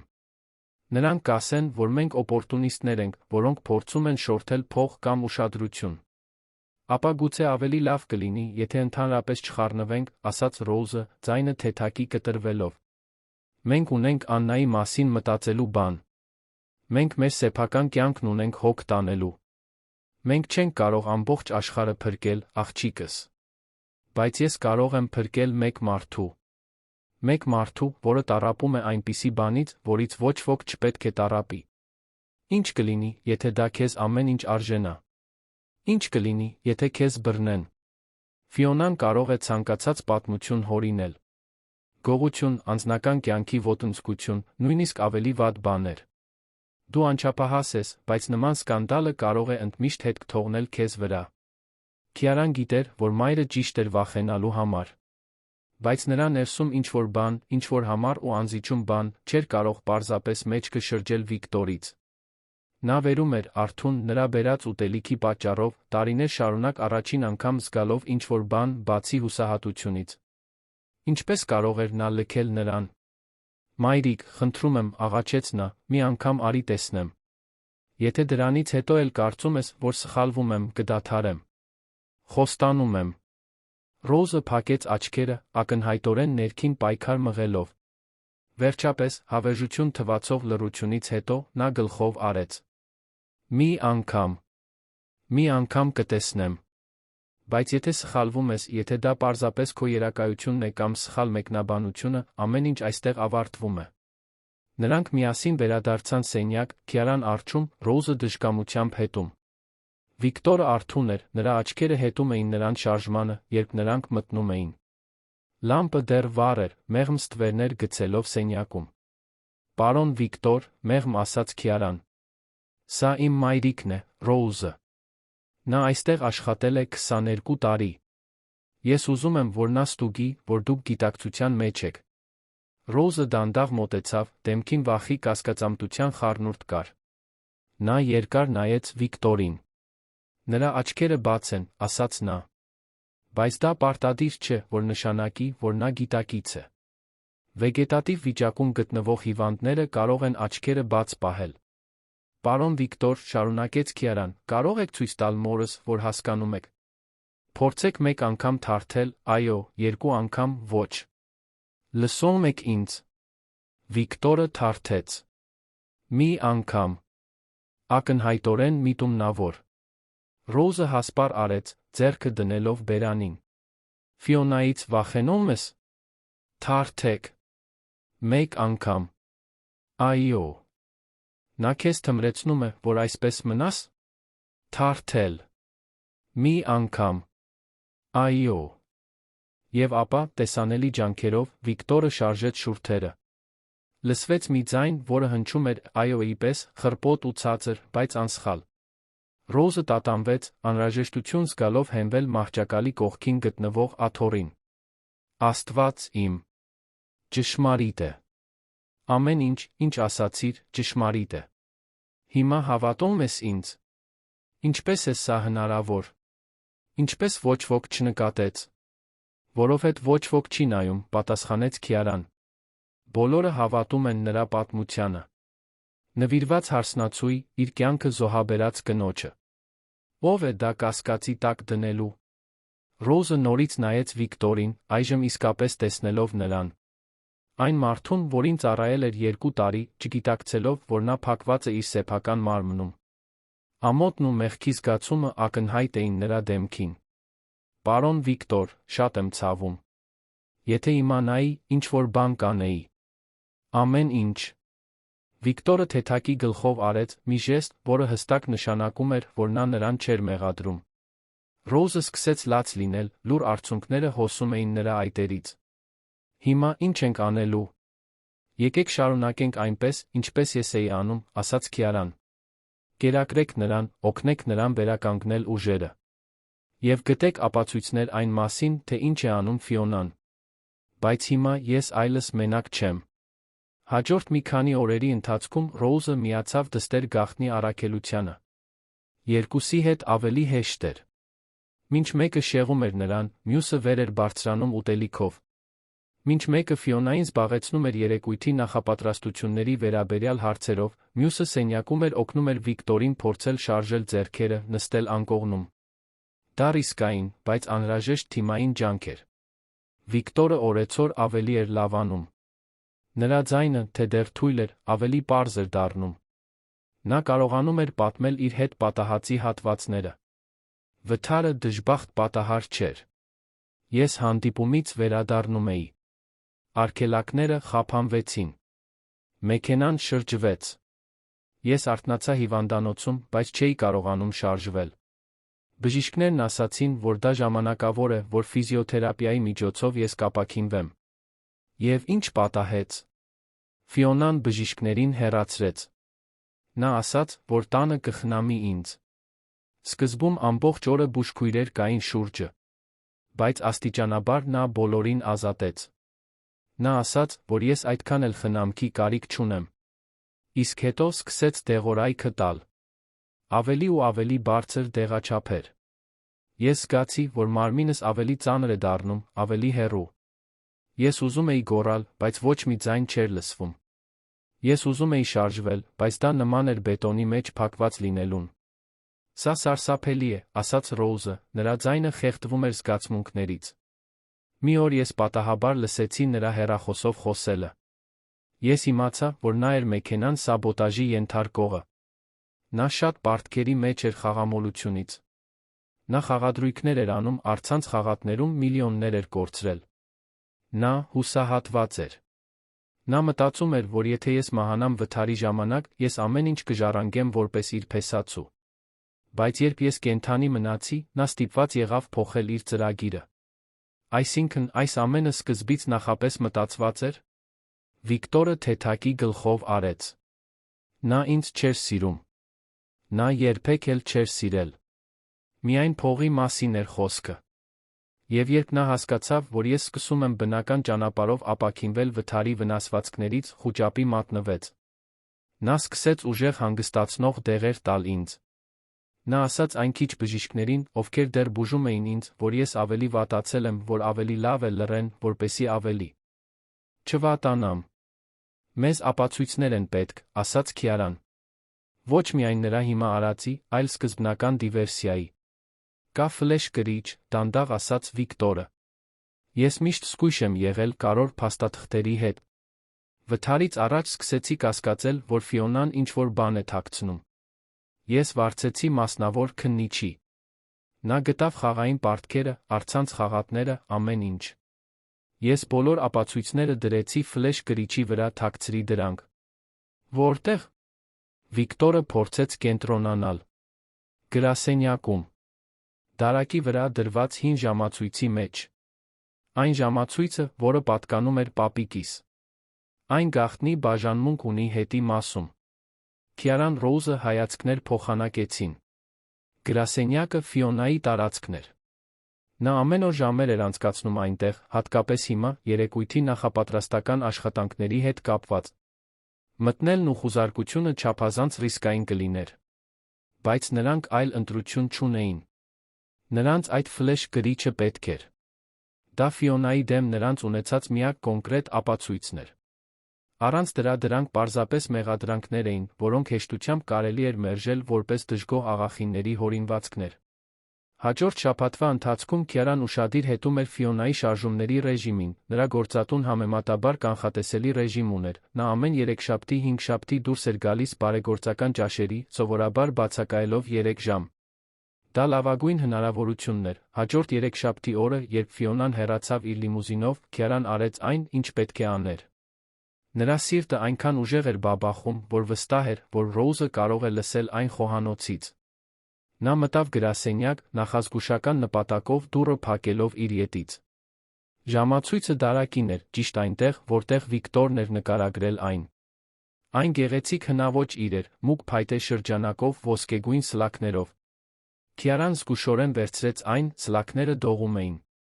Նա շրջեց ժամացույցը, փնտրեց գաղտնի բաժինը։ Նրան մի քանի րոպե պահանջվեց փորձելու, մինչ որ գտավ մեխանիզմը։ Փոքրիկ լծակ, որը քողարկված էր որպես զարդերից մեկը։ Երբ նա սեղմեց այն, հիմքի մի մասը բացվեց, բացահայտելով մի փոքրիկ խոռոչ։ Եվ ահա այն։ Փոքրիկ սկրիչ, բայց այնպիսին, որը հավանաբար պարունակում էր Վիկտորի փրկությունը։ Քիարան վերցրեց այն, պատրաստվում էր նորից փակել ժամացույցը, երբ լսեց այն։ Մուտքի դուռը բացվում էր։ Քայլեր մուտքի մոտ։ Ֆիոնայի ձայնը հեռախոսով։ Նա շուտ էր վերադարձել։ Խուճապը համակեց Քիարային։ Նա արագ փակեց ժամացույցի բաժինը, դրեց այն դարակին հուսահատորեն շուրջը նայեց, ելք փնտրելով։ Գրասենյակի դուռը ներսից փակ էր, բայց Ֆիոնան բանալին ուներ։ Եթե նա հիմա այստեղ մտներ, Քիարան վերջացած կլիներ։ Նա պետք է արագ մտածեր։ Պատուհանը։ Այն գտնվում էր առաջին հարկում, նայում էր կողքի այգուն։ Քիարան վազեց դեպի այն, դողացող մատներով բացեց այն բացեց։ Նա պատրաստվում էր հեռանալ, երբ լսեց գրասենյակի դռան բռնակի պտտվելը։ Ինչ տարօրինակ է, այն փակ է, մրմնջաց Ֆիոնան մյուս կողմից, որտեղ եմ թողել բանալին։ Քիարան այլս չսպասեց։ Նա ցատկեց պատուհանից դուրս վայրէջք կատարեց դրսի ծաղկանոցում։ Նրան չէր հետաքրքրում հագուստի վրայի գեղտը կամ ձեռքերի վրայի քերծվածքները։ Նա վազվզեց տանը, մտնելով խոհանոցի դռնով վայրկյաններ առաջ, մինչ Ֆիոնան վերջապես կհասցներ բացել գրասենյակի դուռը։ Ռոուզը լայն բացված աչքերով նայում էր նրան, նկատելով դստեր անփույթ վիճակը։ Հաջողվեց։ Քիարան բացեց ձեռքը, ցույց տալով ֆլեշ գրիչը։ Ես արեցի դա։ Բայց նրանք դեռ չէին հաղթել։ Այո, նրանք ունեին ապացույցներ, բայց նրանց անհրաժեշտ էր դրանք օգտագործելու ծրագիր։ Նրանք չէին կարող պարզապես դրանք ոստիկանությանը հասցնել, քանի որ Ֆիոնան կապեր ուներ, թանկարժեք փաստաբաններ, ազդեցություն։ Նա կարող էր ապացույցները անհետացնել կամ ստեղծել այլընտրանքային պատմություն, որը կմեղադրեր նրանց։ Մենք պետք է սպասենք երեկույթին, ասաց Վիկտորը, երբ նրան ցույց տվեցին ֆլեշ գրիչը։ Կլինեն մամուլ, կարոր հյուրեր, մայրաքաղաքի հասարակության գլխավոր դեմքերը։ Եթե մենք ճշմարտությունը բացահայտենք այնտեղ, բոլորի առջ, նա չի կարողանա վերահսկել վնասը։ Բայց ինչպես ենք դա անելու, հարցրեց Ռոուզը, մենք չենք կարող պարզապես բեմ բարձրանալ հայտարարել դրա մասին։ Կգամ, ասաց Վիկտորը, որի ձայնը օրեցօր ավելի էր ուժեղանում։ Ես գրեթե կարողանում եմ կանգնել։ Մի քանի շաբաթ մարզվելով ձեր օգնությամբ, ես կկարողանամ հաղթահարել դա։ Ես կքայլեմ դեպի այդ դահլիճը, ինքս կասեմ ճշմարտությունը։ Դա ռիսկային ծրագիր էր, գուցե նույնիսկ ինքնասպանության նպատակ։ Բայց դա նրանց միակ իրական հնարավորությունն էր։ Հաջորդ օրերին Ռոուզն ու Քիարան ակտիվացրին իրենց ջանքերը Վիկտորին վերականգնելու համար։ Նրանք օգնեցին նրան նստել, շարժել ոտքերը, փորձել մի քանի քայլ անել, հենվելով դրանց վրա։ Դա նրա համար ուժասպառ ցավոտ աշխատանք էր, բայց Վիկտորը համառեց։ Մինչդեռ երեկույթի նախապատրաստական աշխատանքները շարունակվում էին։ Առանձնատունը վերածվում էր հեքիաթային միջավայրի, կամ գոնե Ֆիոնան այդպես էր ուզում, որ այն լիներ։ Ծաղիկներ էին առաքվում ամեն օր, դեկորատորները գնում-գալիս էին թանկարժեք գործվածքներով, բարդ կոմպոզիցիաներով։ Գլխավոր դահլիճը պատրաստվում էր 200 հյուր ընդունելու։ Ֆիոնան փայլում էր, ավելի ոգորված, քան Քիարան երբե տեսել էր նրան։ Ամեն ինչ կատարյալ իր տեղն է ընկնում, հեռախոսով ասաց նա Մարկոյին։ Փաստաթղթերը պատրաստ են, մամուլը հաստատել է իրենց ներկայությունը, նույնիսկ քաղաքապետը կլինի այնտեղ։ Դա կլինի իմ թագադրումը որպես Վիկտորի կառուցած ամեն ինչի ժառանգորդ։ Քիարան լսում էր այս զրույցները, զգում էր, որ կրծքում սառը զայրույթ է աճում։ Այդ կինը ոչ զղջում ուներ, ոչ ամոթ։ Նա իսկապես հավատում էր, որ անպատիժ կմնա։ Եվ գուցե կազատվեր, եթե չլիներ 17-ամյա աղջիկը, որը որոշել էր ճիշտ բան անել, նույնիսկ այն դեպքում, երբ ավելի հեշտ կլիներ մյուս կողմը նայելը։ Բայց կինը գնալով բարձրանում էր։ Քիարան հազիվ էր կարողանում երկար ժամանակ կանգնել։ Նրա ոսկորները ցավում էին, տեսողությունը երբեմն մշուշոտվում էր։ Ռոզը աղաչում էր նրան ավելի շատ ուտել, բայց Քիարան պնդում էր, որ Վիկտորին պետք է նախապատվությունը տա։ Նրան ուժ է պետք երեկույթի օրվա համար, պնդում էր նա։ Ես կարող եմ հաղթահարել դա։ Խնջույքից մեկ շաբաթ առաջ սարսափելի բան տեղի ունեցավ։ Ֆիոնան որոշեց ավելի մանրակրկիտ խուզարկել աղախիններին։ Քիարա, արի այստեղ, կանչեց նա աշխատանքից հետո։ Սիրտը արագ բաբախելով, Քիարան մոտեցավ։ Ֆիոնան կանգնած էր, ձեռքերը խաչած, սառը աչքերը զննում էին աղջկան։ Նկատել եմ, որ մթերանոցում ուտելիքը սովորականից արագ է վերջանում։ Եվ նա նկատել եմ, որ դու տեսանելիորեն նիհարել ես։ Հետաքրքիր է, այնպես չէ՞։ Ես շատ չեմ կերել, ասաց Քիարան, փորձելով ձայնը հանգիստ պահել։ Ես ստամոքսի խնդիրներ ունեմ։ Իսկապես։ Այդ դեպքում դեմ չես լինի, եթե այսօր ավելի մանրակրկիտ խուզարկեմ քո պայուսակը։ Եվ նա քո համազգեստը։ Քիարան զգաց, որ խուճապ է սկսվում։ Նա կրծկալի մեջ թաքցրել էր ուտելիք, բրնձի հավի փոքրիկ փաթեթներ, որոնք մտադիր էր ավելի ուշ տանել Վիկտորին։ Եթե Ֆիոնան գտներ այն, ամեն ինչ կկորչեր։ Խնդրում եմ, տիկին, սա նվաստացուցիչ է։ Անպատվաբեր է գողանալ այն տնից, որտեղ աշխատում ես։ Հիմա հանիր գոգնոցդ, դատարկիր բոլոր գրպանները։ Քիարան այլընտրանք չուներ։ Դողացող ձեռքերով նա սկսեց դատարկել գրպանները։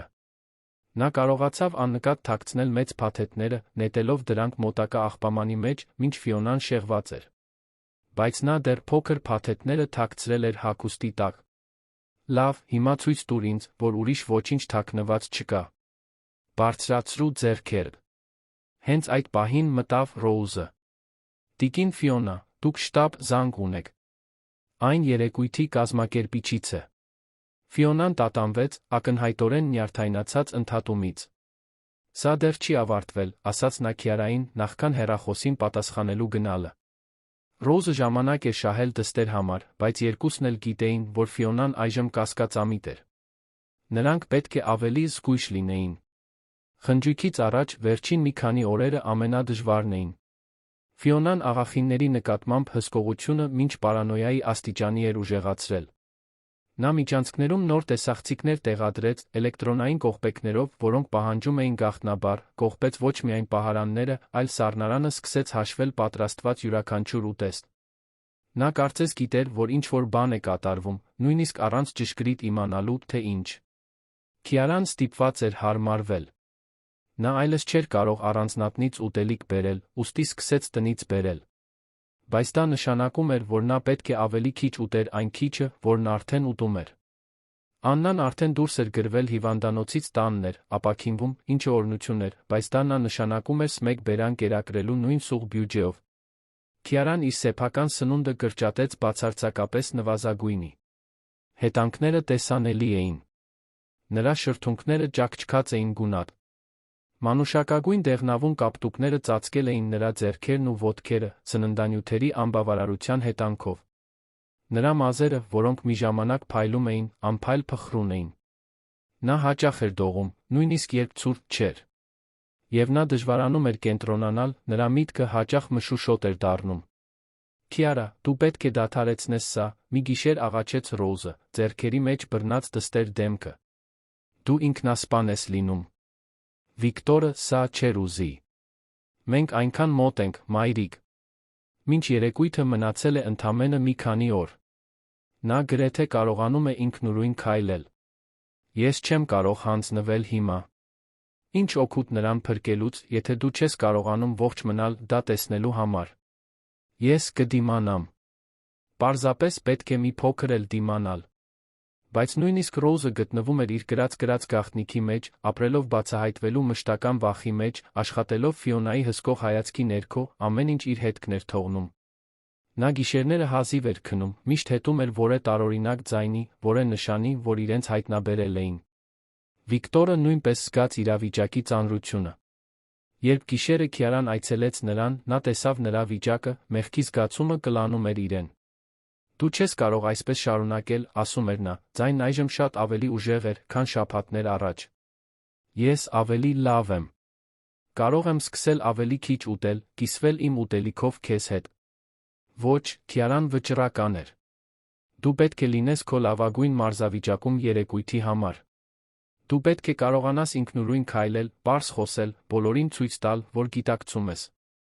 Եթե տատանվես, եթե չկարողանաս կառավարել դա, այս ամենը ապարդյուն կլինի։ Բայց ինչ կլինի, եթե իմ պատճառով քեզ հետ ինչ-որ բան պատահի։ Ոչինչ չի պատահելու։ Նա փորձեց ժպտալ, բայց նույնիսկ դա ցավեց։ Հիմա օգնիր ինձ մեկ անգամ վերանայել ծրագիրը։ Տեսականորեն ծրագիրը պարզ էր, բայց իրականացման մեջ վտանգավոր։ Երեկույթի ժամանակ, երբ բոլոր հյուրերը ներկա էին, Ֆիոնան իր հրապարակային ելույթի գագաթնակետին էր, Վիկտորը կիջներ աստիճաններով։ Քիարան մի քանի րոպե առաջ, հյուրերի ընդունելության քաոսի ժամանակ, կբացեր իր ննջասենյակի դուռը։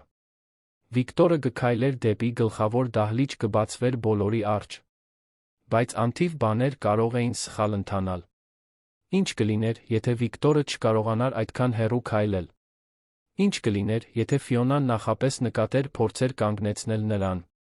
Ինչ կլիներ, եթե հյուրերը չհավատային նրան, կարծելով, թե նա շփոթված է կամ զառանցում է։ Ինչ կլիներ, եթե Ֆիոնային հաջողվեր իրավիճակը շրջել իր օգտին։ Մենք ունենք ֆլեշ կրիչը, հիշեցրեց ինքն իրեն Քիարան։ Մենք ապացույցներ ունենք։ Սա միայն մեր խոսքի դեմ չէ։ Երեկույթից 3 օր առաջ Ֆիոնան կանչեց բոլոր աղախիններին հանդիպման։ Ռոուզից Քիարայից բացի, տանը կես դրույքով աշխատում էին 4 կին, որոնք օգնում էին լվացքատանը, այգեգործությանը եփելուն։ Նրանք բոլորը հավաքվել էին խոհանոցում, մինչ Ֆիոնան, անթերի հագնված մուգ կապույտ զգեստով, զննում էր նրանց, ինչպես զորքերը զննող գեներալը։ Շաբաթ օրվա երեկույթը կլինի ամենակարևոր միջոցառումը, որը այս տունը կազմակերպել է տարիների ընթացքում, այն սկսվել է։ Կլինեն լրագրողներ, լուսանկարիչներ, հասարակության շատ կարևոր մարդիկ։ Ձեզանից յուրաքանչյուրը կունենա որոշակի դերեր, ես ակնկալում եմ կատարյալ կատարում։ Ցանկացած սխալ, ցանկացած վրիպում կլինեն հետանքներ։ Նա բաժանեց մանրամասն ցուցակներ, յուրաքանչյուր անձի առաջադրանքներով։ Քիարային հանձնարարվել էր գլխավոր դահլիճում ըմպելիքներ մատուցել։ Ռոուզը խոհանոցում կլիներ կհսկեր բուֆետը։ Ֆիոնան կարծես ուզում էր նրանց տեսանելի պահել, մշտական հսկողության տակ։ Եվս մեկ բան, շարունակեց Ֆիոնան, աչքերը սահեցնելով յուրաքանչյուրի դեմքի վրա, երեկույթի ժամանակ երկրորդ հարկը լիովին փակ կլինի։ Ոչ ոք, ես նկատի ունեմ, ոչ ոք, չպետք է այնտեղ բարձրանա որևէ պատճառով։ Վիկտորին խաղաղություն լռություն է պետք, ես չեմ ուզում, որ երեկույթի աղմուկը խանգարի նրան։ Հստակ եմ խոսում։ Բոլորը գլխով արեցին։ Քիարան զգաց, թե ինչպես է սիրտը սեղմվում։ Եթե երկրորդ հարկը փակ լիներ, ինչպես պետք է Վիկտորը իջներ ներք։ Ինչպես պետք է նա բացի նրա դուռը, առանց որևէ մեկի աչքի ընկնելու։ Ծրագիրը փլուզվում էր, դեռս իրականացված չլինելով։ Այդ գիշեր նա Ռոուզը հանդիպեցին Վիկտորի հետ։ Մեզ նոր ծրագիր է պետք, ասաց Քիարան։ Նա երեկույթի ժամանակ երկրորդ հարկը կկողպելու է։ Այդ դեպքում ես պետք է ավելի շուտ իջնեմ, պատասխանեց Վիկտորը։ Երբ բոլորը զբաղված լինեն վերջին նախապատրաստություններով, նախքան հյուրերի ժամանումը։ Սա շատ ռիսկային է։ Եթե ինչ-որ մեկը տեսնի ձեզ ճիշտ ժամանակից շուտ, կարող է կրկին թաքցնել ձեզ, մինչ հյուրերի ժամանումը։ Մենք մեծ ընտրություն չունենք, այնպես չէ՞։ Նա ճիշտ էր։ Նրանք ճիշտ չէին։ Ամեն ինչ կամ ոչինչ էր։ Նրանք կատարելագործեցին ծրագիրը։ Վիկտորը կիջներ, երբ առաջին հյուրերը սկսեին ժամանել սկզբնական քաոսի ժամանակ։ Քիարան խմիչքներ կմատուցեր, անհրաժեշտության դեպքում կարող էր շեղող բան ստեղծել։ Ռոուզը զգոն կլիներ ցանկացած խնդրի։ Խնջույքի նախօրեին Քիարան արթնացավ, զգալով, որ աշխարհը պտտվում է։ Նա վեր կացավ մահճակալից, ոտքերը տրվեցին, ինչի պատճառով նա ընկավ գետնին։ Ռոուզը շտապեց օգնել նրան, տեսնելով, որ դուստրը գունատը ինչպես ուրվական, անկառավարելիորեն դողում է։ Բավական է, վճռականորեն ասաց Ռոուզը։ Ես կզանգեմ տիկին Ֆիոնային կասեմ, որ դուք հիվանդ եք, վաղը չեք կարող աշխատել։ Ոչ։ Քիարան փորձեց վեր կենալ, բայց չկարողացավ։ Ես պետք է այնտեղ լինեմ։ Ծրագիրն առանց ինձ չի աշխատի։ Ծրագիրը չի աշխատի, եթե ուշաթափվես երեկույթի կեսին։ Ռոուզը հենց նոր լաց էր լինում։ Նայիր քեզ, Քիարա։ Դու հազիվ ես կանգնում։ Դու չափազանց շատ բան ես զոհաբերել։ Կհաղթահարեմ, մայրիկ։ Այսօր պարզապես հանգստանալու կարիք ունեմ։ Մի քիչ գեր։ Վաղը ավելի լավ կլինեմ։ Բայց նա դրանից լավ չէր։ Խնջույքի առավոտյան Քիարան կարողացավ վեր կենալ, բայց յուրաքանչյուր շարժում հերկուլեսյան ջանք էր։ Նա հագավ իր աղախնի համազգեստը, անտեսելով, թե որքան ազատ էր այն այժմ կախված իր նիհար մարմնին։ Նա դիմահարդարում օգտագործեց, թաքցնելու աչքերի տակի խորը մուգ շրջանակները մաշկի հիվանդագին երանգը։ Նա մազերը հետ հավաքեց, փորձելով ներկայանալի տեսք ունենալ։ Ռոուզը նրան նայում էր կոտրված սրտով։ Աղջիկս, ինչ ես արել քեզ հետ։ Ինչ անհրաժեշտ է, պատասխանեց Քիարան։ Հիմա գնանք։ Մենք գործ ունենք անելու։ Առանձնատունը անճանաչելի էր։ Դեկորատորները այն վերածել էին շքեղ ամսագրից վերցված ինչ-որ բանի։ Ամենուրեք սպիտակ ոսկեգույն ծաղիկներ էին, կախված էին բյուրեղապակյա ջահեր, սեղանները ծածկված էին նուրբ կտավատի սփռոցներով։ Այգում կար զարդարված կամար, որտեղ Ֆիոնան, Վիկտորը տեսականորեն կնորոգեին իրենց երդումները։ Իրոնիան զավեշտալի էր։ Սննդի մատակարարման անձնակազմը շուտ ժամանեց, բերելով ուտելիքով լիսկ ուտեղներ, որոնք Քիարայի ստամոքսը խառնում էին քաղցից։ Կանապեներ, նրբաճաշակ նախուտեստներ, ֆրանսիական շամպայն։ Ամեն ինչ, ինչ ամենաթանկարժեքն ու նրբագեղն էր։ Մինչդեռ նա ինքը հազիվ էր կարողանում մի պարզ կերակուր պատրաստել։ Ֆիոնան իր տարերքի մեջ էր, զինվորական ճշգրտությամբ հսկելով յուրաքանչյուր մանրուք։ Նրա տոնական զգեստը ցնցող էր, շամպայնի գույնի բարձրակարգ զգեստ, որը, հավանաբար, արժեր ավելի շատ, քան Ռոուզը մեկ տարում վաստակել էր։ Նրա մազերը հարդարված էին նրբագեղ սանրվածքով, թանկարժեք զարդերը զարդարում էին նրա պարանոցն ու դաստակները։ Նա կատարյալ հարսնացուի, նվիրված կնոջ կերպարն էր։ Ոչ ոք չէր կասկածի, թե ինչ հրեշ է թաքնված այդ ճակատի հետում։ Քիարա, լավ ես, հարցրեց մյուս աղախիններից մեկը։ Շատ գունատ տեսք ունես։ Ես հիանալի եմ։ Պարզապես մի փոքր անհանգստանում եմ երեկույթի համար։ Առաջին հյուրերը սկսեցին ժամանել երեկոյան ժամը 7-ին։ Շքեղ մեքենաները շքերթով անցան մուտքով, իջեցնելով սմոքինգներով տղամարդկանց երեկոյան զգեստներով կանանց։ Կային քաղաքական գործիչներ, գործարարներ, հասարակության ներկայացուցիչներ, որոնք բոլորը ցանկանում էին ներկա գտնվել սեզոնի միջոցառմանը։ Լրագրողները ամեն ինչ ձայնագրում էին, հեռուստատեսային տեսախցիկները, վեբ անձանց ժամանումը։ Քիարան շրջում էր սենյակում, ձեռքին շամպայնի բաժակներով լիսկ ուտեղ, քաղաքավարի ժպտալով, երբ ինչ-որ մեկը վերցնում էր մեկը։ Նրա ձեռքերը դողում էին սկուտեղի ծանրությունից, բայց նա ստիպեց իրեն պահպանել ուղղահայաց կեցվածք։ Նա աչքերով փնտրեց Ռոուզին, որը խոհանոցի մոտ էր, նույնպես հետում էր ամեն ինչի։ Պահը մոտենում էր։ Ըստ ծրագրի, երբ Ֆիոնան բարձրանար դահլիճում տեղադրված փոքրիկ բեմը, իր առաջին ողջույնի խոսքն ասելու, պետք է հայտնվեր Վիկտորը։ Դա կլիներ ամենամեծ տեսանելիության պահը, բոլորի աչքերը դահլիճի արջի մասում էին։ Բայց հետո անսպասելի մի բան պատահեց։ Ֆիոնան մոտեցավ Քիարային, նրա աչքերը նեղացան։ Դու, ասաց նա, մատնացույց անելով աղջկան։ Եկ ինձ հետ։ Հիմա։ Քիարայի սիրտը սեղմվեց։ Ինչ էր ուզում Ֆիոնան։ Նա հետեց իր ղեկավարին դեպի սենյակի ավելի մեկուսի անկյունը, հյուրերից հեռու։ Ես որոշ հյուրերից բողոքներ եմ ստանում ձեր խմիչքները մատուցելու ձի վերաբերյալ։ Չափազանց դանդաղ, անփույթ տեսք։ Ակնհայտ է, որ դուք բավականաչափ լավ չեք այսօր երեկոյան աշխատելու համար։ Լավ եմ, տիկին։ Կարող եմ շարունակել։ Ոչ, քեզ ազատ են արձակել։ Գնա խոհանոց օգնիր մայրիկիդ այնտեղ։ Ես չեմ ուզում, որ դու գլխավոր դահլիճում լինես։ Դա աղետ էր։ Եթե Քիարան դահլիճում չլիներ, չէր կարողանա Վիկտորին ազդանշան տալ։ Նա չէր կարողանա ստեղծել նախատեսված շեղող գործոն, եթե ինչ-որ բան այնպես չգնար։ Բայց Ֆիոնայի հետ վիճելը հիմա, այդ բոլոր հյուրերի ներկայությամբ, ավելի վատ կլիներ։ Այո, տիկին, ասաց նա, գլուխը կախելով, ծածնելով հնազանդ։ Նա գնաց խոհանոց, որտեղ Ռոուզը նրան դիմավորեց անհանգիստ աչքերով։ Ինչ պատահեց։ Նա ինձ սենյակից դուրս շպրտեց։ Ծրագիրը փչացավ։ Ոչ, նա այդպիսին չէ, ասաց Ռոուզը, զարմացնելով դստերը իր վճռականությամբ։ Ես նշան գտամ Վիկտորին։ Դու մնա այստեղ, փորձիր վերականգնել ուժերը։ Մայրիկ, դու չես կարող սա անել։ Եթե ամեն ինչ այնպես չգնա, դու կկորցնես աշխատանքդ։ Քո հեղինակությունը, ամեն ինչ։ Եվ դու կարծում ես, որ ես թույլ կտամ, որ իմ դուստրը մենակ գրի այս բեռը քո արած ամեն ինչից հետո։ Ռոուզը բռնեց Քիարայի ձեռքերը։ Դու ինձ սովորեցրիր քաջ լինել, աղջիկս։ Հիմա իմ հերթն է պաշտպանել քեզ։ Մինչ Քիարան կհասցներ բողոքել, Ռոուզը դուրս եկավ խոհանոցից։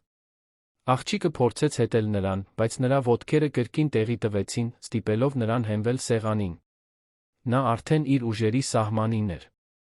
Դահլիճում Ֆիոնան բարձրացավ ժամանակավոր բեմ։ Տեղադրվեց միկրոֆոն, ֆոնային երաժշտությունը դադարեց։ Բոլոր հյուրերը ուշադրությունը սեռեցին նրա վրա։ Տեսախցիկները կենտրոնացան։ Լրագրողները պատրաստեցին իրենց ձայնագրիչները։ Սա պահն էր։ Բարի երեկո բոլորին, սկսեց Ֆիոնան քաղցր ու մեղմ ձայնով։ Ուզում եմ շնորհակալություն հայտնել ձեզ, որ այստեղ եք այս շատ հատուկ գիշերը։ Ինչպես շատերդ գիտեք, վերջին 2 տարիները մարտահրավերներով լի էին Վիկտորի ինձ համար։ Բայց սերը հաղթահարում է բոլոր խոչընդոտները։ Քիարան, հենված խոհանոցի դռան շրջանակին, հեռվից նայում էր։ Որտեղ էր Վիկտորը։ Որտեղ էր Ռոուզը։ Նրա սիրտը անկանոն բաբախում էր։ Նա փորձեց մի քանի քայլ անել դեպի հյուրասենյակ, բայց աշխարհը սկսեց վտանգավոր կերպով պտտվել։ Եվ այսօր երեկոյան, շարունակեց Ֆիոնան, ես ուզում եմ հայտարարել ինչ-որ յուրահատուկ բանի մասին։ Վիկտորը, նույնիսկ իր վիճակում, ուժ գտավ ինձ անհավանական նվեր տալու։ Նա գլխով արեց Մարկոյին, որը բեմ էր բարձրանում փաստաթղթերի թղթապանակով։ Նա ինձ լիազորություններ է տվել իր բոլոր բիզնեսների ակտիվների նկատմամբ։ Սա վստահության սիրո վկայություն է, որը խորապես հուզում է ինձ։ Հյուրերի մեջ հիացմունքի շշնջոցներ լսվեցին։ Որոշ կանայք սրբեցին արցունքները։ Դա վարպետորեն կատարվող ելույթ էր։ Ֆիոնան հաղթանակի շեմին էր։ Ապա դահլիճի կրկնակի դռները բացվեցին։ Բոլորի գլուխները շրջվեցին։ Եվ ահա Վիկտորը կանգնած դանդաղ, բայց հաստատուն քայլելով, հենված Ռոուզին։ Նա պարզ գիշերանոց էր հագել, նիհար ու գունատ, բայց նրա աչքերը պարզ էին, գիտակցված, կենդանի։ Դահլիճում տիրեց լիակատար լռություն։ Ֆիոնան գունատվեց, նրա հանդարտության դիմակը մի վայրկյանով սահեց, մինչ նա ուշքի եկավ։ Վիկտոր, ի՞նչ ես անում կանգնած։ Դու պետք է հանգստանաս։ Բայց Վիկտորը շարունակեց քայլել։ Ռոուզը նրա կողքին, մինչ նրանք հասան դահլիճի կենտրոն։ Բոլոր հյուրերը մի կողմ քաշվեցին, ստեղծելով արահետ։ Տեսախցիկները շփոթված, բայց բնազդաբար գիտակցելով, որ ինչ-որ կարևոր բան է կատարվում, շարունակեցին ձայնագրել։ Ես այստեղ եմ, ասաց Վիկտորը խռպոտ, բայց լսելի ձայնով ամբողջ սենյակում, որովհետև ես պետք է ձեզ ճշմարտությունն ասեմ։ Ճշմարտությունը, որը Ֆիոնան թաքցրել է ձեզանից 2 տարի շարունակ։ Վիկտոր, դու շփոթված ես թվում։ Ֆիոնան վազեց բեմից, փորձելով հասնել քեզ։ Դու պետք է վերադառնաս քո սենյակ, պետք է հանգստանաս։ Ես չեմ շփոթվել։ 2 տարվա ընթացքում առաջին անգամ ես լիովին գիտակցում եմ ամեն ինչ։ Նա դիմեց հյուրերին, տեսախցիկներին, բոլոր նրանց, ովքեր այնտեղ էին։ Ես կոմայի մեջ չեմ եղել։ Այս ամբողջ ընթացքում ես գիտակցության մեջ եմ եղել։ Ֆիոնան ինձ պահում էր հանգստացած վիճակում, փակված իմ սեփական մարմնում, մինչ նա պլանավորում էր ամեն ինչ գողանալ ինձնից։ Սա ծիծաղելի է։ Ֆիոնան կորցնում էր ինքնատիրապետումը։ Նա զառանցում է։ Թող ինչ-որ մեկը շտապօգնություն կանչի։ Բայց Վիկտորը շարունակեց, ձայնն այժմ ավելի ուժեղ։ Վթարը, որը ինձ այս վիճակում թողեց, դժբախտ պատահար չէր։ Ֆիոնան խլեց իմ մեքենան, քանի որ պարտքերի մեջ էր առցանց խաղատներից։ Միլիոնավոր ռեյսների պարտքեր, որոնք նա թաքցրեց ինձնից։ Երբ վթարը չխլեց իմ կյանքը, նա որոշեց ինձ գերի պահել։ Որտեղ են ձեր ապացույցները այս անհեթեթ մեղադրանքների համար։ Մարկոն, փաստաբանը, միջամտեց, փորձելով զսպել վնասը։ Այդ ժամանակ էր, որ Քիարան, վերջին ուժերը հավաքելով, տատանվելով մտավ սենյակ։ Ձեռքում ֆլեշ կրիչը։ Ամեն ինչ այստեղ է, ասաց նա թույլ, բայց վճռական ձայնով։ Բոլոր ապացույցները։ Մասնավոր հետաքննություններ, բանկային քաղվածքներ, խաղադրույքների գրառումներ։ Ամեն ինչ։ Ո՞վ ես դու, փորձեց վախեցնել նրան Մարկոն։ Ես եմ, որ կերակրեցի նրան, երբ դուք բոլոր թողեցիք, որ նա քաղցած մնա։ Ես եմ, որ հոգ տարա նրա մասին, երբ բոլորը հավատացին նրա ստին։ Հենց այդ պահին էր, որ Քիարայի ոտքերը վերջապես լիովին տեղի տվեցին։ Դահլիճը պտտվեց, լույսերը վերածվեցին պայծառ մշուշի, նա ընկավ։ Վերջին բանը, որ նա լսեց, Վիկտորի, իր անունը գոռալն ու Ռոուզի, դեպի իրեն վազելն էր։ Քիարան արթնացավ մի մահճակալի վրա, որը իրենը չէր։ Վերի սպիտակ առաստաղը անծանոթ էր, հիվանդանոցային ախտահանիչի հոտը լցնում էր նրա քթանցքերը։ Նա փորձեց շարժվել, բայց մարմինը բողոքում էր, յուրաքանչյուր մկան ցավում էր, կարծես ծեծված լիներ։ Թթվածնային դիմակը ծածկել էր նրա դեմքը, իսկ ձեռքին ասեղ կար, որը միացված էր ներերակային պարկին, որը դանդաղ կաթում էր։ Մի շարժվիր, սիրելիս, ասաց մեղմ ձայնը։ Մոտեցավ մի բուժքույր, ստուգելով մահճակալի կողքին գտնվող մոնիտորները։ Դու լուրջ փլուզում ես ունեցել։ Թերսնուցում, ջրազրկում, ծանր անեմիա։ Քո մարմինը շոկի մեջ է ընկել։ Դու բախտավոր էիր, որ արագ օգնություն ես ստացել։ Խնջույքի ժամանակ փորձեց ասել Քիարան, բայց նրա ձայնը դուրս եկավ միայն որպես խուլ շշուկ դիմակի ետից։ Ինչ պատահեց երեկույթի ժամանակ։ Մայրիկը դրսում է։ Մի քանի րոպեով կթողնեմ նրան ներս, բայց դու պետք է հանգստանաս։ Ռոուզը պայթեց ներս, ինչպես թեթության արցունքների մի հորցանուտ։ Նա նետվեց մահճակալի կողքին, բռնելով դստեր ձեռքը, կարծես ցանկացած պահի կարող էր բաց թողնել նրան։ Փառք Աստծո, որ արթնացար։ Բժիշկներն ասացին, որ սրտի կանգի եզրին ես։ Քո սիրտը, Քիարա, քո սիրտը գրեթե դադարեց բաբախել։ Լավ եմ, մայրիկ, մրմնջաց Քիարան, չնայած գիտեր, որ լավ չէ։ Վիկտոր։ Ինչ պատահեց նրան։ Ռոուզը ժպտաց արցունքների միջից։ Նա լավ է։ Ավելի լավ, քան լավ։ Նա մեզ ամեն ինչ պատմեց, աղջիկս։ Ամեն ինչ։ Եվ այն ապացույցները, որոնք դու գտար, այդ ֆլեշ կրիչը, այդ ամենը ստուգվել է փորձագետների կողմից հենց երեկույթի ժամանակ։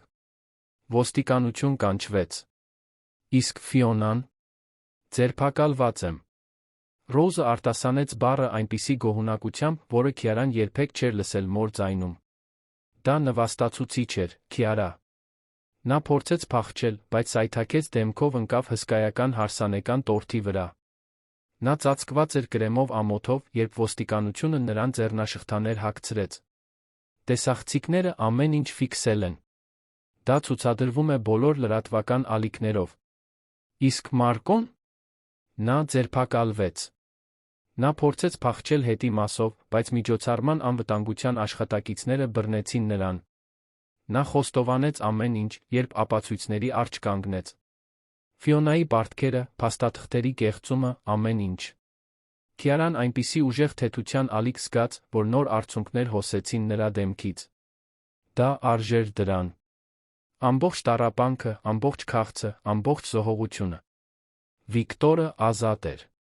Ճշմարտությունը բացահայտվել էր։ Դու հերոս ես, ասաց Ռոուզը, շոյելով դստեր մազերը։ Բայց դու նա հիմար ես։ Մի քաջ ու համառ հիմար, որը գրեթե ինքնասպան եղավ, փրկելու համար մեկին, ում հազիվ էր ճանաչում։ Ես չէի կարող նրան այսպես թողնել, մայրիկ։ Ես չէի կարող պարզապես անտեսել դա։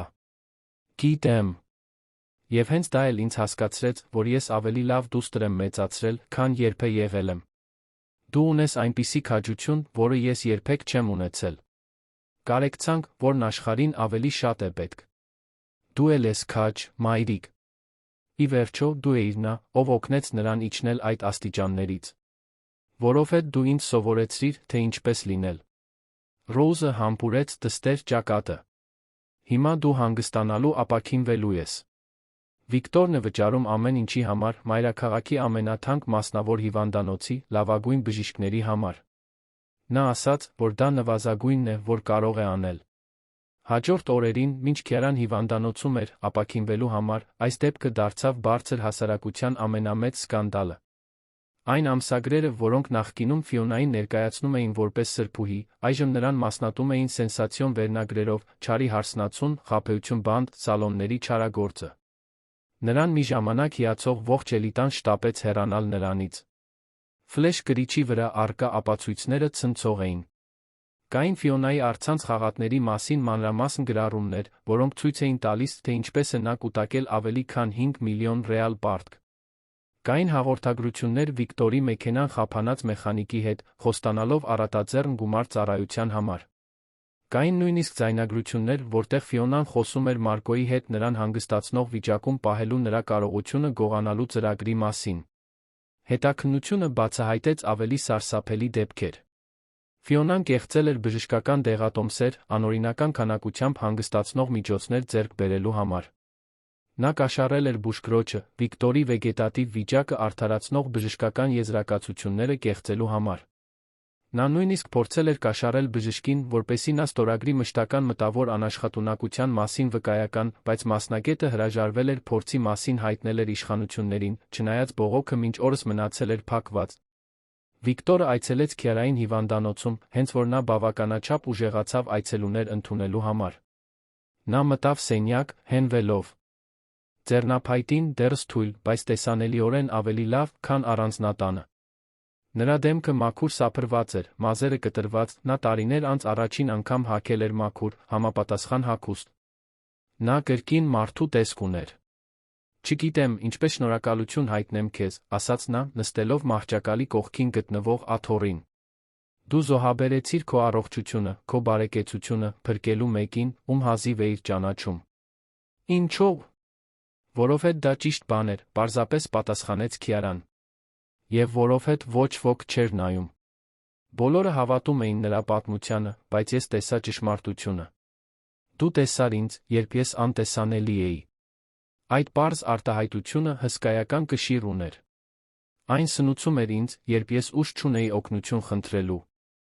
Այն ինձ հույս էր տալիս, երբ ես հանձնվել էի։ Ես արեցի միայն այն, ինչ կաներ ցանկացած արժանապատիվ մարդ։ Բայց դա արեց ոչ թե ցանկացած մեկը։ Դա դու էիր։ Եվ հիմա իմ հերթն է հոգ տանել քո ընտանիքի մասին։ Վիկտորը գերազանցեց պարզապես երախտագիտությունը։ Նա վճարեց ոչ միայն Քիարայի հոսպիտալացման համար, այլ ստեղծեց վստահության հիմնադրամ, նրա Աննայի ապագան ապահովելու համար։ Նա Ռոուզին առաջարկեց իր տնային տնտեսության կառավարչի պաշտոն, այլ ոչ թե աղախնի, պատշաճ աշխատավարձով հարգանքով։ Նա վճարեց ընտանիքի համար ընդարձակ բնակարանի համար մայրաքաղաքի անվտանգ թաղամասում, լավ դպրոցների մոտ։ Մամուլը ցանկանում էր հարցազրույց վերցնել Քիարայից, նրան հայտնի դարձնել։ Սակայն նա մերժեց բոլոր առաջարկները։ Ես չեմ ուզում հայտնի լինել, ասաց նա Ռոուզին։ Ես պարզապես ուզում եմ վերադառնալ սովորական աղջկա պես։ Բայց նա այլևս պարզապես սովորական աղջիկ չէր։ Նա այն երիտասարդ կինն էր, որը բախվել էր քաղաքի ամենաազդեցիկ կանանցից մեկի հետ հաղթել։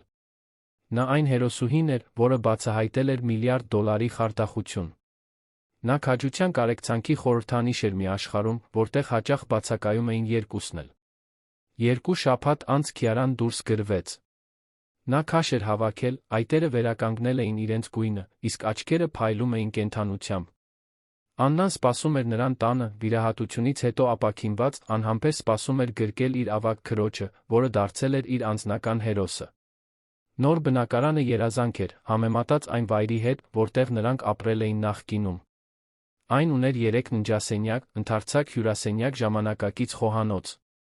Պատուհաններից բացվում էր տեսարան դեպի այգի, որտեղ երեխաները խաղում էին, արը փայլում էր ծառերի միջով։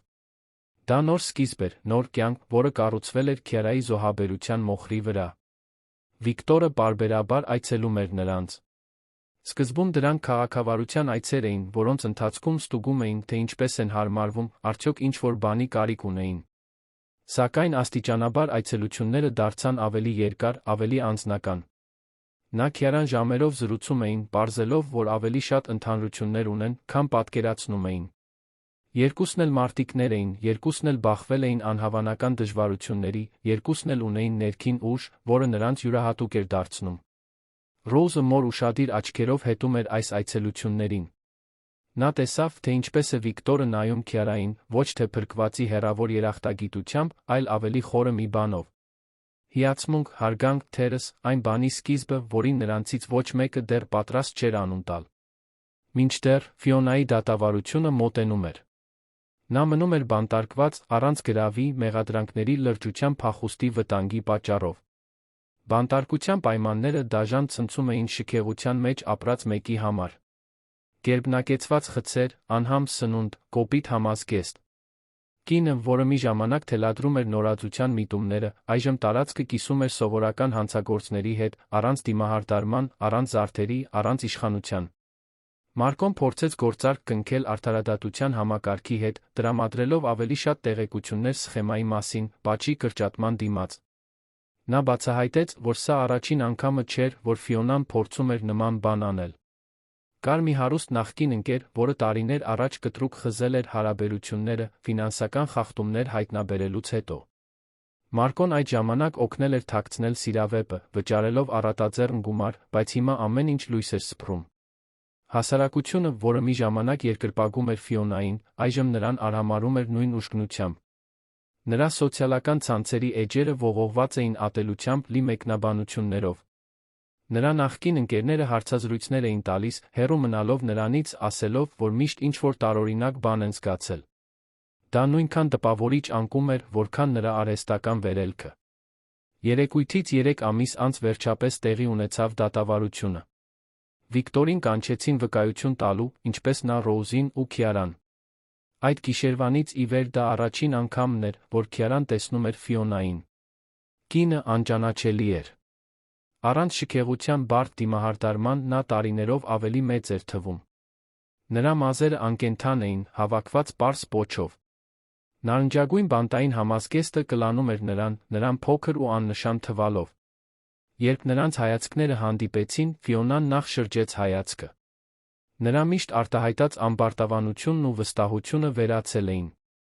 Մնացել էին միայն ամոթն ու պարտությունը։ Դատավարությունը արագ էր։ Ապացույցները անհերքելի էին, ցուցմունքները հետողական։ Ժյուրին խորհրդակցեց ընդամենը 2 ժամ, նախքան դատավճռով վերադառնալը։ Մեղավոր բոլոր կետերով։ Դատավորը, խիստ միջին տարիքի մի կին, անողորմություն ցուցաբերեց դատավճիռը կայացնելիս։ 15 տարի ազատազրկում խարդախության ծանրացուցիչ հանգամանքներում առանգման կեղծիքի յուրացման փորձի համար։ Ֆիոնան պայթեց դատավճիռը լսելիս, անկառավարելիորեն լաց լինելով, երբ նրան բանտ էին տանում։ Մարկոն դատապարտվեց 8 տարվա ազատազրկման հանցակցության կեղծիքի համար։ Նրա իրավաբանական գրասենյակը փակվեց, նրա լիցենզիան չեղյալ հայտարարվեց։ Նրա հեղինակությունը, ինչպես Ֆիոնայինը, անդառնալիորեն ոչնչացվեց։ Մինչ արդարությունը հաստատվում էր, Քյարայի նրա ընտանիքի կյանքը ծաղկում էր ապրում։ Աննան վերադարձավ դպրոց, առողջ երջանիկ։ Ռոուզը աշխատում էր Վիկտորի նոր տան կառավարման վրա, այլս ոչ թե որպես հնազանդ աշխատակից, այլ որպես հարգված մասնագետ։ Իսկ Քյարան վերադարձավ ուսմանը, վճռականորեն որոշելով ավարտել ավագ դպրոցը գնալ քոլեջ։ Վիկտորն իր հերթին լիովին ապաքինվում էր։ Ամենօրյա ֆիզիոթերապիան օգնում էր նրան վերականգնել շարժունակությունը։ Նա այլս ձեռնափայտի կարիք չուներ, նորմալ քայլում էր, նույնիսկ վազում էր, երբ ուզում էր։ Բժիշկները նրա ապաքինումը հրաշագործ էին անվանում, բայց նա գիտեր, որ դրանում ոչ մի հրաշագործ բան չկար։ Դա մաքուր վճռականություն էր, որը սնվում էր այն հույսով, որը 17-ամյա աղջիկը ցանել էր իր սրտում։ Նա վերականգնեց իր ընկերությունների վերահսկողությունը, ցնցելով բաժնետերերին, ովքեր ենթադրում էին, որ նա երբեք չի վերադառնա։ Նրա առաջին քայլը կառավարման ամբողջական վերանայումն էր, հեռացնելով նրանց, ովքեր մեղսակից էին Ֆիոնայի հետ կամ պարզապես բավականաչափ չէին մտահոգվում իրադարձությունների նրա տարբերակը կասկածի տակ դնելու համար։ Նա ուզում էր, որ իր շուրջը լինեն մարդիկ, ովքեր ազնվություն ունեն, այլ ոչ թե պարզապես հավակնություններ։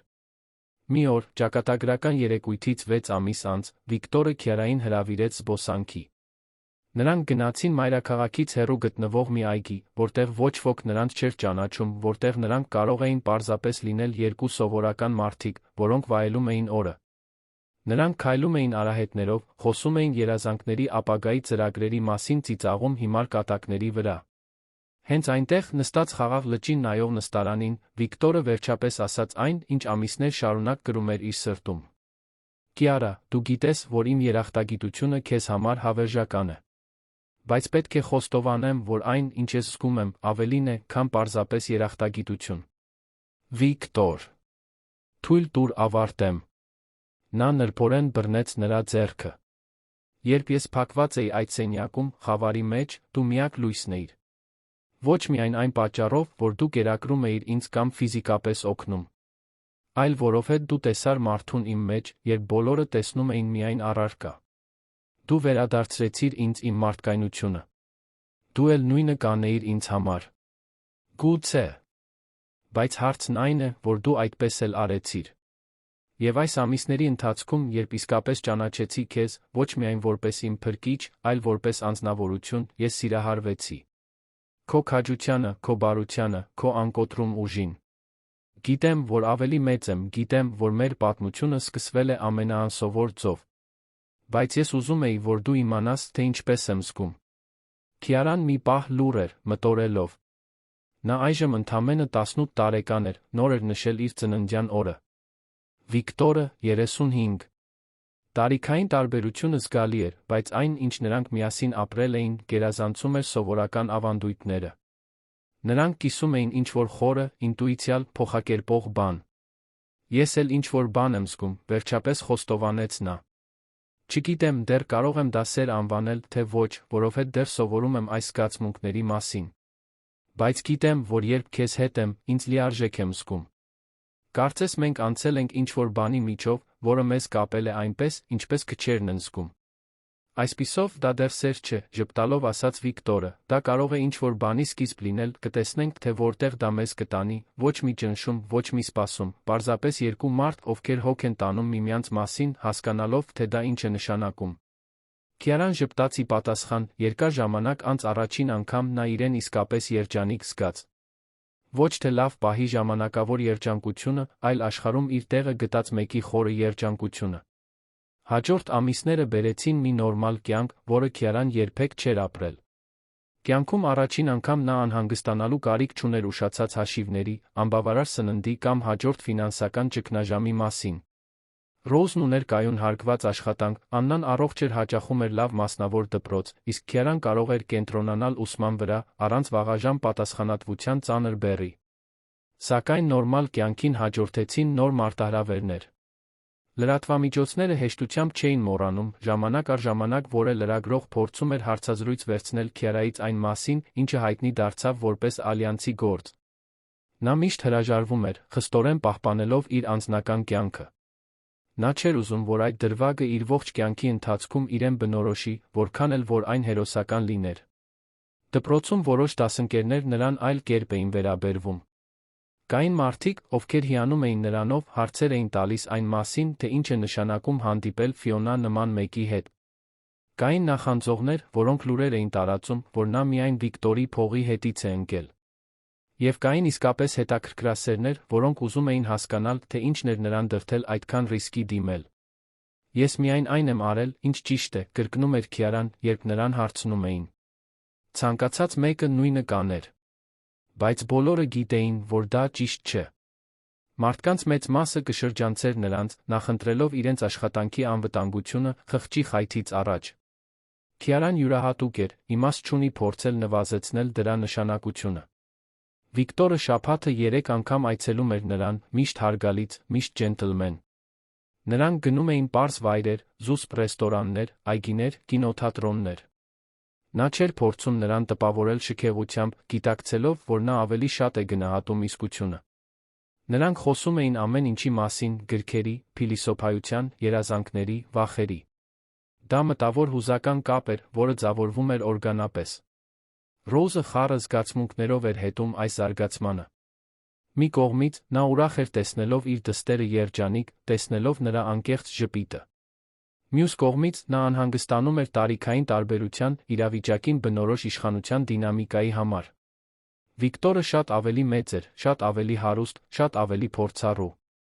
Ինչպես կարող էր նա ապահովել, որ Քիարան չենթարկվի ազդեցության կամ մանիպուլյացիայի, նույնիսկ անգիտակցաբար։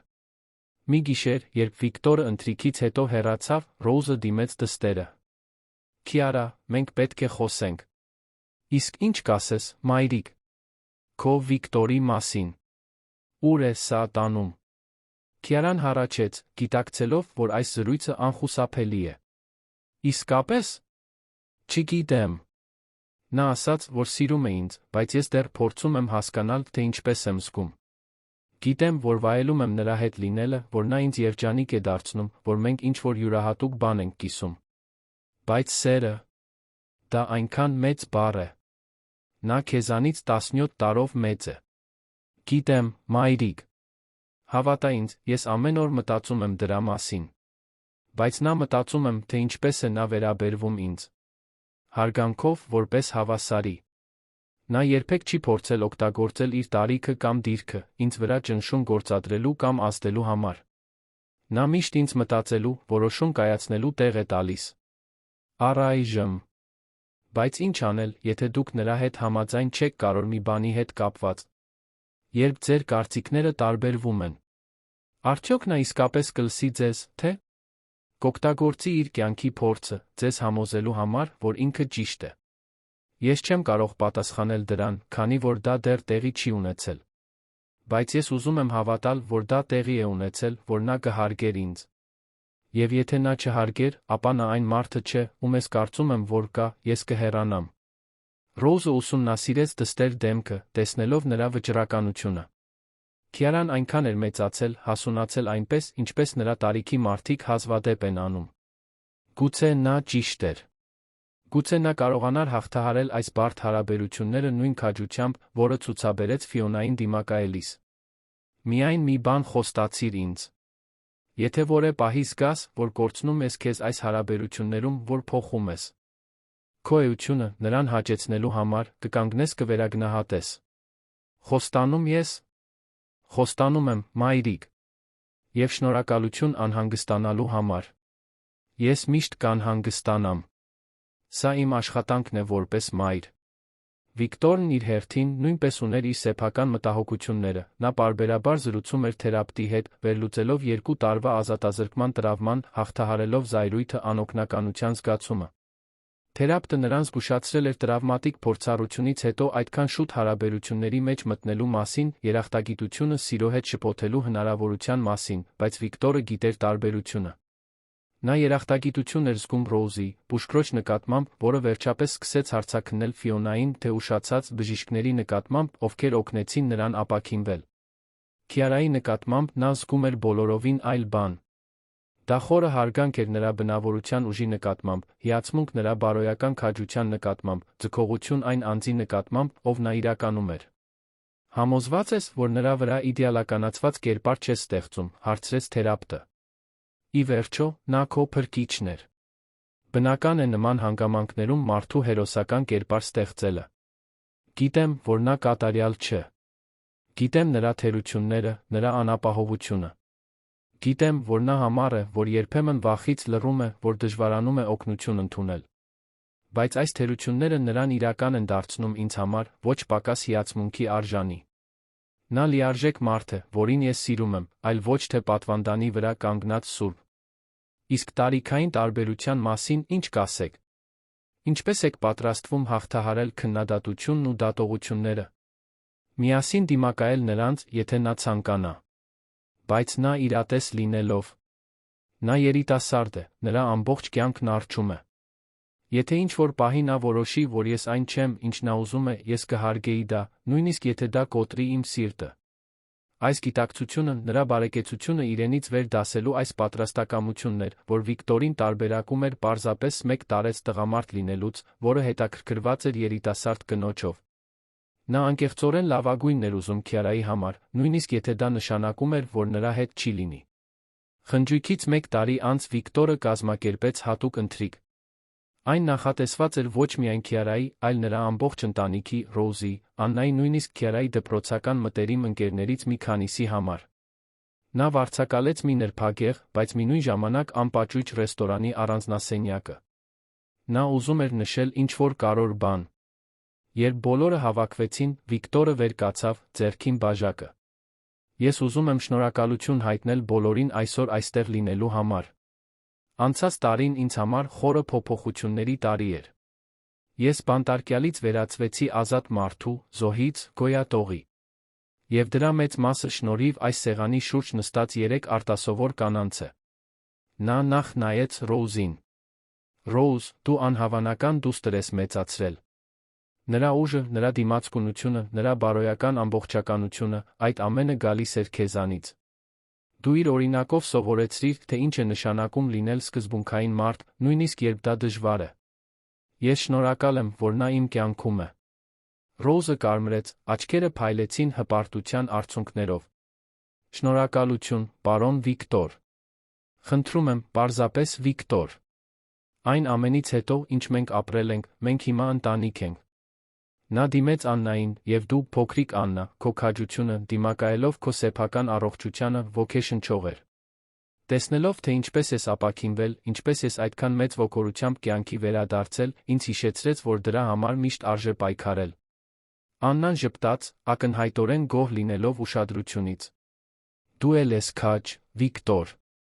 Վերջապես նա նայեց Քիարային։ Իսկ դու, Քիարա, ինչ կարող եմ ասել, որ դեռ չեմ ասել։ Դու տեսար ինձ, երբ ես անտեսանելի էի։ Դու կերակրեցիր ինձ, երբ ես ուժ չունեի։ Դու հույս տվեցիր ինձ, երբ ես ամեն ինչից հրաժարվել էի։ Դու վտանգեցիր քո առողջությունը, քո ապագան մեկի համար, ում հազիվ էիր ճանաչում։ Դա պարզապես հերոսություն չէ, դա մաքուր անսասան բարություն է։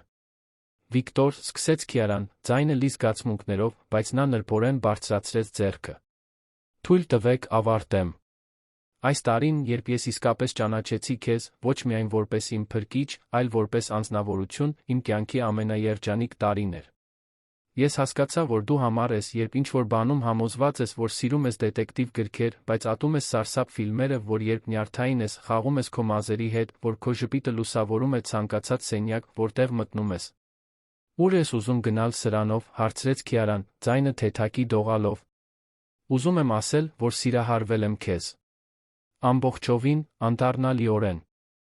Եվ գիտեմ, որ մենք շատ առումներով տարբեր ենք, որ մենք ունենք անսովոր պատմություն, որ աշխարհը կարող է մեզ դատել։ Բայց նա գիտեմ, որ այն, ինչ ես զգում եմ, իրական է, խորը, ճշմարիտ։ Վիկտորը լռեց, խորը շունչ քաշեց։ Բայց նա գիտեմ, որ դու դեռ բացահայտում ես, թե ով ես, ինչ ես ուզում կյանքից։ Եվ ես չեմ ուզում ճնշել քեզ։ Այսպիսով, այսօր ես առաջարկում եմ ոչ թե վերջ, այլ խոստման սկիզբ։ Նա գրպանից հանեց մի փոքրիկ թավշյա տուփ։ Դա ավանդական նշանադրության մատանի չէր, հսկայական ադամանդով։ Դա ավելի պարզ, ավելի իմաստալից մի բան էր։ Ոսկե մատանի փոքրիկ զմրուխտով, որը Քիարայի սիրելի քարն էր, որը համապատասխանում էր նրա աչքերի գույնին։ Դա խոստում է, շարունակեց նա։ Խոստում, որ երբ դուք բացահայտեք, թե ով եք ուզում լինել, ես կլինեմ ձեր կողքին։ Ոչ թե որպես մեկը, ով ցանկանում է ձավորել ձեզ, այլ որպես մեկը, ով ցանկանում է աջակցել ձեր աճին։ Խոստում, որ երբ դուք պատրաստ լինեք, եթե երբե պատրաստ լինեք, ես այստեղ կլինեմ, կսպասեմ։ Դուք ընդունում եք այդ խոստումը։ Սենյակում լռություն էր տիրում։ Բոլորի աչքերը կենտրոնացած էին Քիարայի վրա, որը սպասում էր նրա պատասխանին։ Նա նայեց մատանուն, ապա Վիկտորին, ապա Ռոուզին։ Մայրը թեթակի գլխով արեց, լուր օրհնություն տալով նրան։ Ես ընդունում եմ, վերջապես ասաց Քիարան, հստակ ու վճռական ձայնով։ Ես ընդունում եմ քո խոստումը, իմը տալիս եմ։ Ես խոստանում եմ միշտ անկեղծ լինել քեզ հետ, նույնիսկ երբ ճշմարտությունը դժվար է։ Ես խոստանում եմ երբեք արմատապես չփոխել իմ էությունը, քեզ կամ որևէ մեկին հաճեցնելու համար։ Եվ ես խոստանում եմ, որ եթե երբ որոշեմ լիովին նվիրվել, դա կլինի այն պատճառով, որ իսկապես ուզում եմ դա, ոչ թե երախտագիտությունից կամ ճնշումից դրդված, այլ իսկական սիրուց դրդված։ Վիկտորը մատանին դրեց նրա մատին, որը կատարյալ համապատասխանում էր։ Սեղանը պայթեց ծափահարություններից ուրախության արցունքներից։ Աննան ուրախությունից ցատկեց, Ռոուզը լաց եղավ հուզմունքից, իսկ Քյարայի ընկերուհիները սուլեցին շնորհավորանքներ բացականչեցին։ Դա կատարյալ պահ էր, բայց նա ճանապարհորդության միայն սկիզբը։ Քյարան գիտեր, որ դեռ շատ բան կա բացահայտելու իր մասին, այն մասին, թե ինչ է ուզում կյանքից։ Այն մասին, թե ով է ուզում լինել։ Նա պատրաստվում էր ընդունվել քոլեջ, պլանավորում էր իրավագիտություն սովորել, Վիկտորի նման իրավիճակներում հայտնված մարդկանց օգնելու համար։ Նրա առջ բացվում էր հնարավորությունների մի ամբողջ աշխարհ։ Բայց նայելով Վիկտորին, այն մարդուն, ով իր հետ կիսվել էր մի փորձառությամբ, որը քչերը կարող էին հասկանալ, նա զգաց, որ գուցե, պարզապես գուցե, նա կարող է լինել այս ճանապարհորդության մի մասը։ Ոչ թե որպես երաշխավորված վայր, այլ որպես ուղեկից, որը գիտակցաբար ընտրվում է օրեցօր։ Հաջորդ ամիսները հարմարվելու ժամանակ էին։ Քյարան ընդունվեց իրավաբանական համալսարան, խորասուզվելով ուսման մեջ նույն վճռականությամբ, որը ցուցաբերել էր Վիկտորին փրկելիս։ Նա նոր ընկերներ ձեռք բերեց, մասնակցեց բանավեճերի խմբերի, ներգրավվեց կամավորական իրավաբանական օգնության աշխատանքներում։ Նրա կյանքը լի էր նպատակներով։ Վիկտորը իր հերթին ընդլայնեց իր բիզնեսը, բայց նոր ուղղվածությամբ։ Նա ստեղծեց հիմնադրամ ֆինանսական խարդախության մանիպուլյացիայի զոհերին օգնելու համար, առաջարկելով անվճար իրավաբանական օգնություն, հոգեբանական աջակցություն։ Նա վարձեց մասնավոր հետաքննիչների, իր նման դեպքեր բացահայտելու համար, փրկելով այլ մարդկանց, որոնք շահագործվում էին ագահ ամուսինների կամ ընտանիքի անդամների կողմից։ Սա նրա միջոցն էր տրավման նպատակի վերածելու համար։ Նրանք դեռ պարբերաբար հանդիպում էին, բայց հիմա երկուսն էլ ունեին անկախ լիարժեք կյանք։ Նրանք ամեն օր չէին տեսնում միմյանց։ Նրանց անհրաժեշտ չէր անընդհատ միասին լինել, հարաբերությունները հաստատելու համար։ Դա առողջ, հասուն դինամիկա էր, որը կառուցված էր փոխադարձ հարգանքի անձնական տարածքի վրա։ Դժվար ժամանակներ կային։ Քյարան իր առաջին գոյաբանական ճգնաժամերն ունեցավ երիտասարդ տարիքում, կասկածելով, թե արդյոք ճիշտ ուղու վրա է, արդյոք իր ընտրությունները իրենն էին, թե ուրիշների ազդեցության տակ էին։ Վիկտորն ունեցավ նա իր կրկնվող դեպքերը, օրեր, երբ տրավման ուշքնորեն վերադառնում էր, երբ այդ մութ սենյակի մասին մղձավանջները նրան արթնացնում էին սառը քրտինքով։ Բայց նրանք ամեն ինչի հետ բախվեցին անկեղծությամբ, բաց շփվելով, միմյանց աջակցելով առանց խեղդվելու։ Ռոուզը տեսավ այս ամենը, վերջապես հանգստացավ։ Նրա դուստրը այլս այդ հուսահատ, անձնազոհ 17-ամյա աղջիկը չէր։ Նա վստահ երիտասարդ կին էր, որը գիտեր, թե ինչ է ուզում, չէր վախենում պայքարել դրա համար։ Եվ Վիկտորը հեռավոր ղեկավար կամ փրկություն փնտրող տրավմատիզացված տղամարդ չէր։ Նա հավասար գործընկեր էր, որը անկեղծորեն հարգում հիանում էր Քյարայով։ Պատմության ավարտ, սիրելի ունկնդիրներ, հուսով ենք, որ Քյարայի Վիկտորի պատմությունը դիպավ ձեր սրտերին։ Այս հետաքրքիր ճանապարհորդությունը շարունակելու համար մենք պատրաստել ենք հատուկ նվագացանք, նույնքան գրավիչ պատմություններով։ Գտեք այն այստեղ, սեղմելով ձեր ձախ կողմում։ Եթե ձեզ դուր եկավ այս պատմությունը, մի մոռացեք բաժանորդագրվել մեր ալիքին հավանել տեսանյութը։ Ամեն օր մենք ձեզ ենք ներկայացնում եզակի պատմություններ, որոնք ուսումնասիրում են կյանքի բարդությունները, քաջության ուժը, իրական սիրո հաղթանակը։ Մի բաց թողեք մեր առաջիկա բովանդակությունը։ Մենք սպասում ենք ձեր մեկնաբանություններին, իմանալու համար, թե ինչ եք կարծում այս անհավատալի փրկագնման սիրո ճանապարհորդության մասին։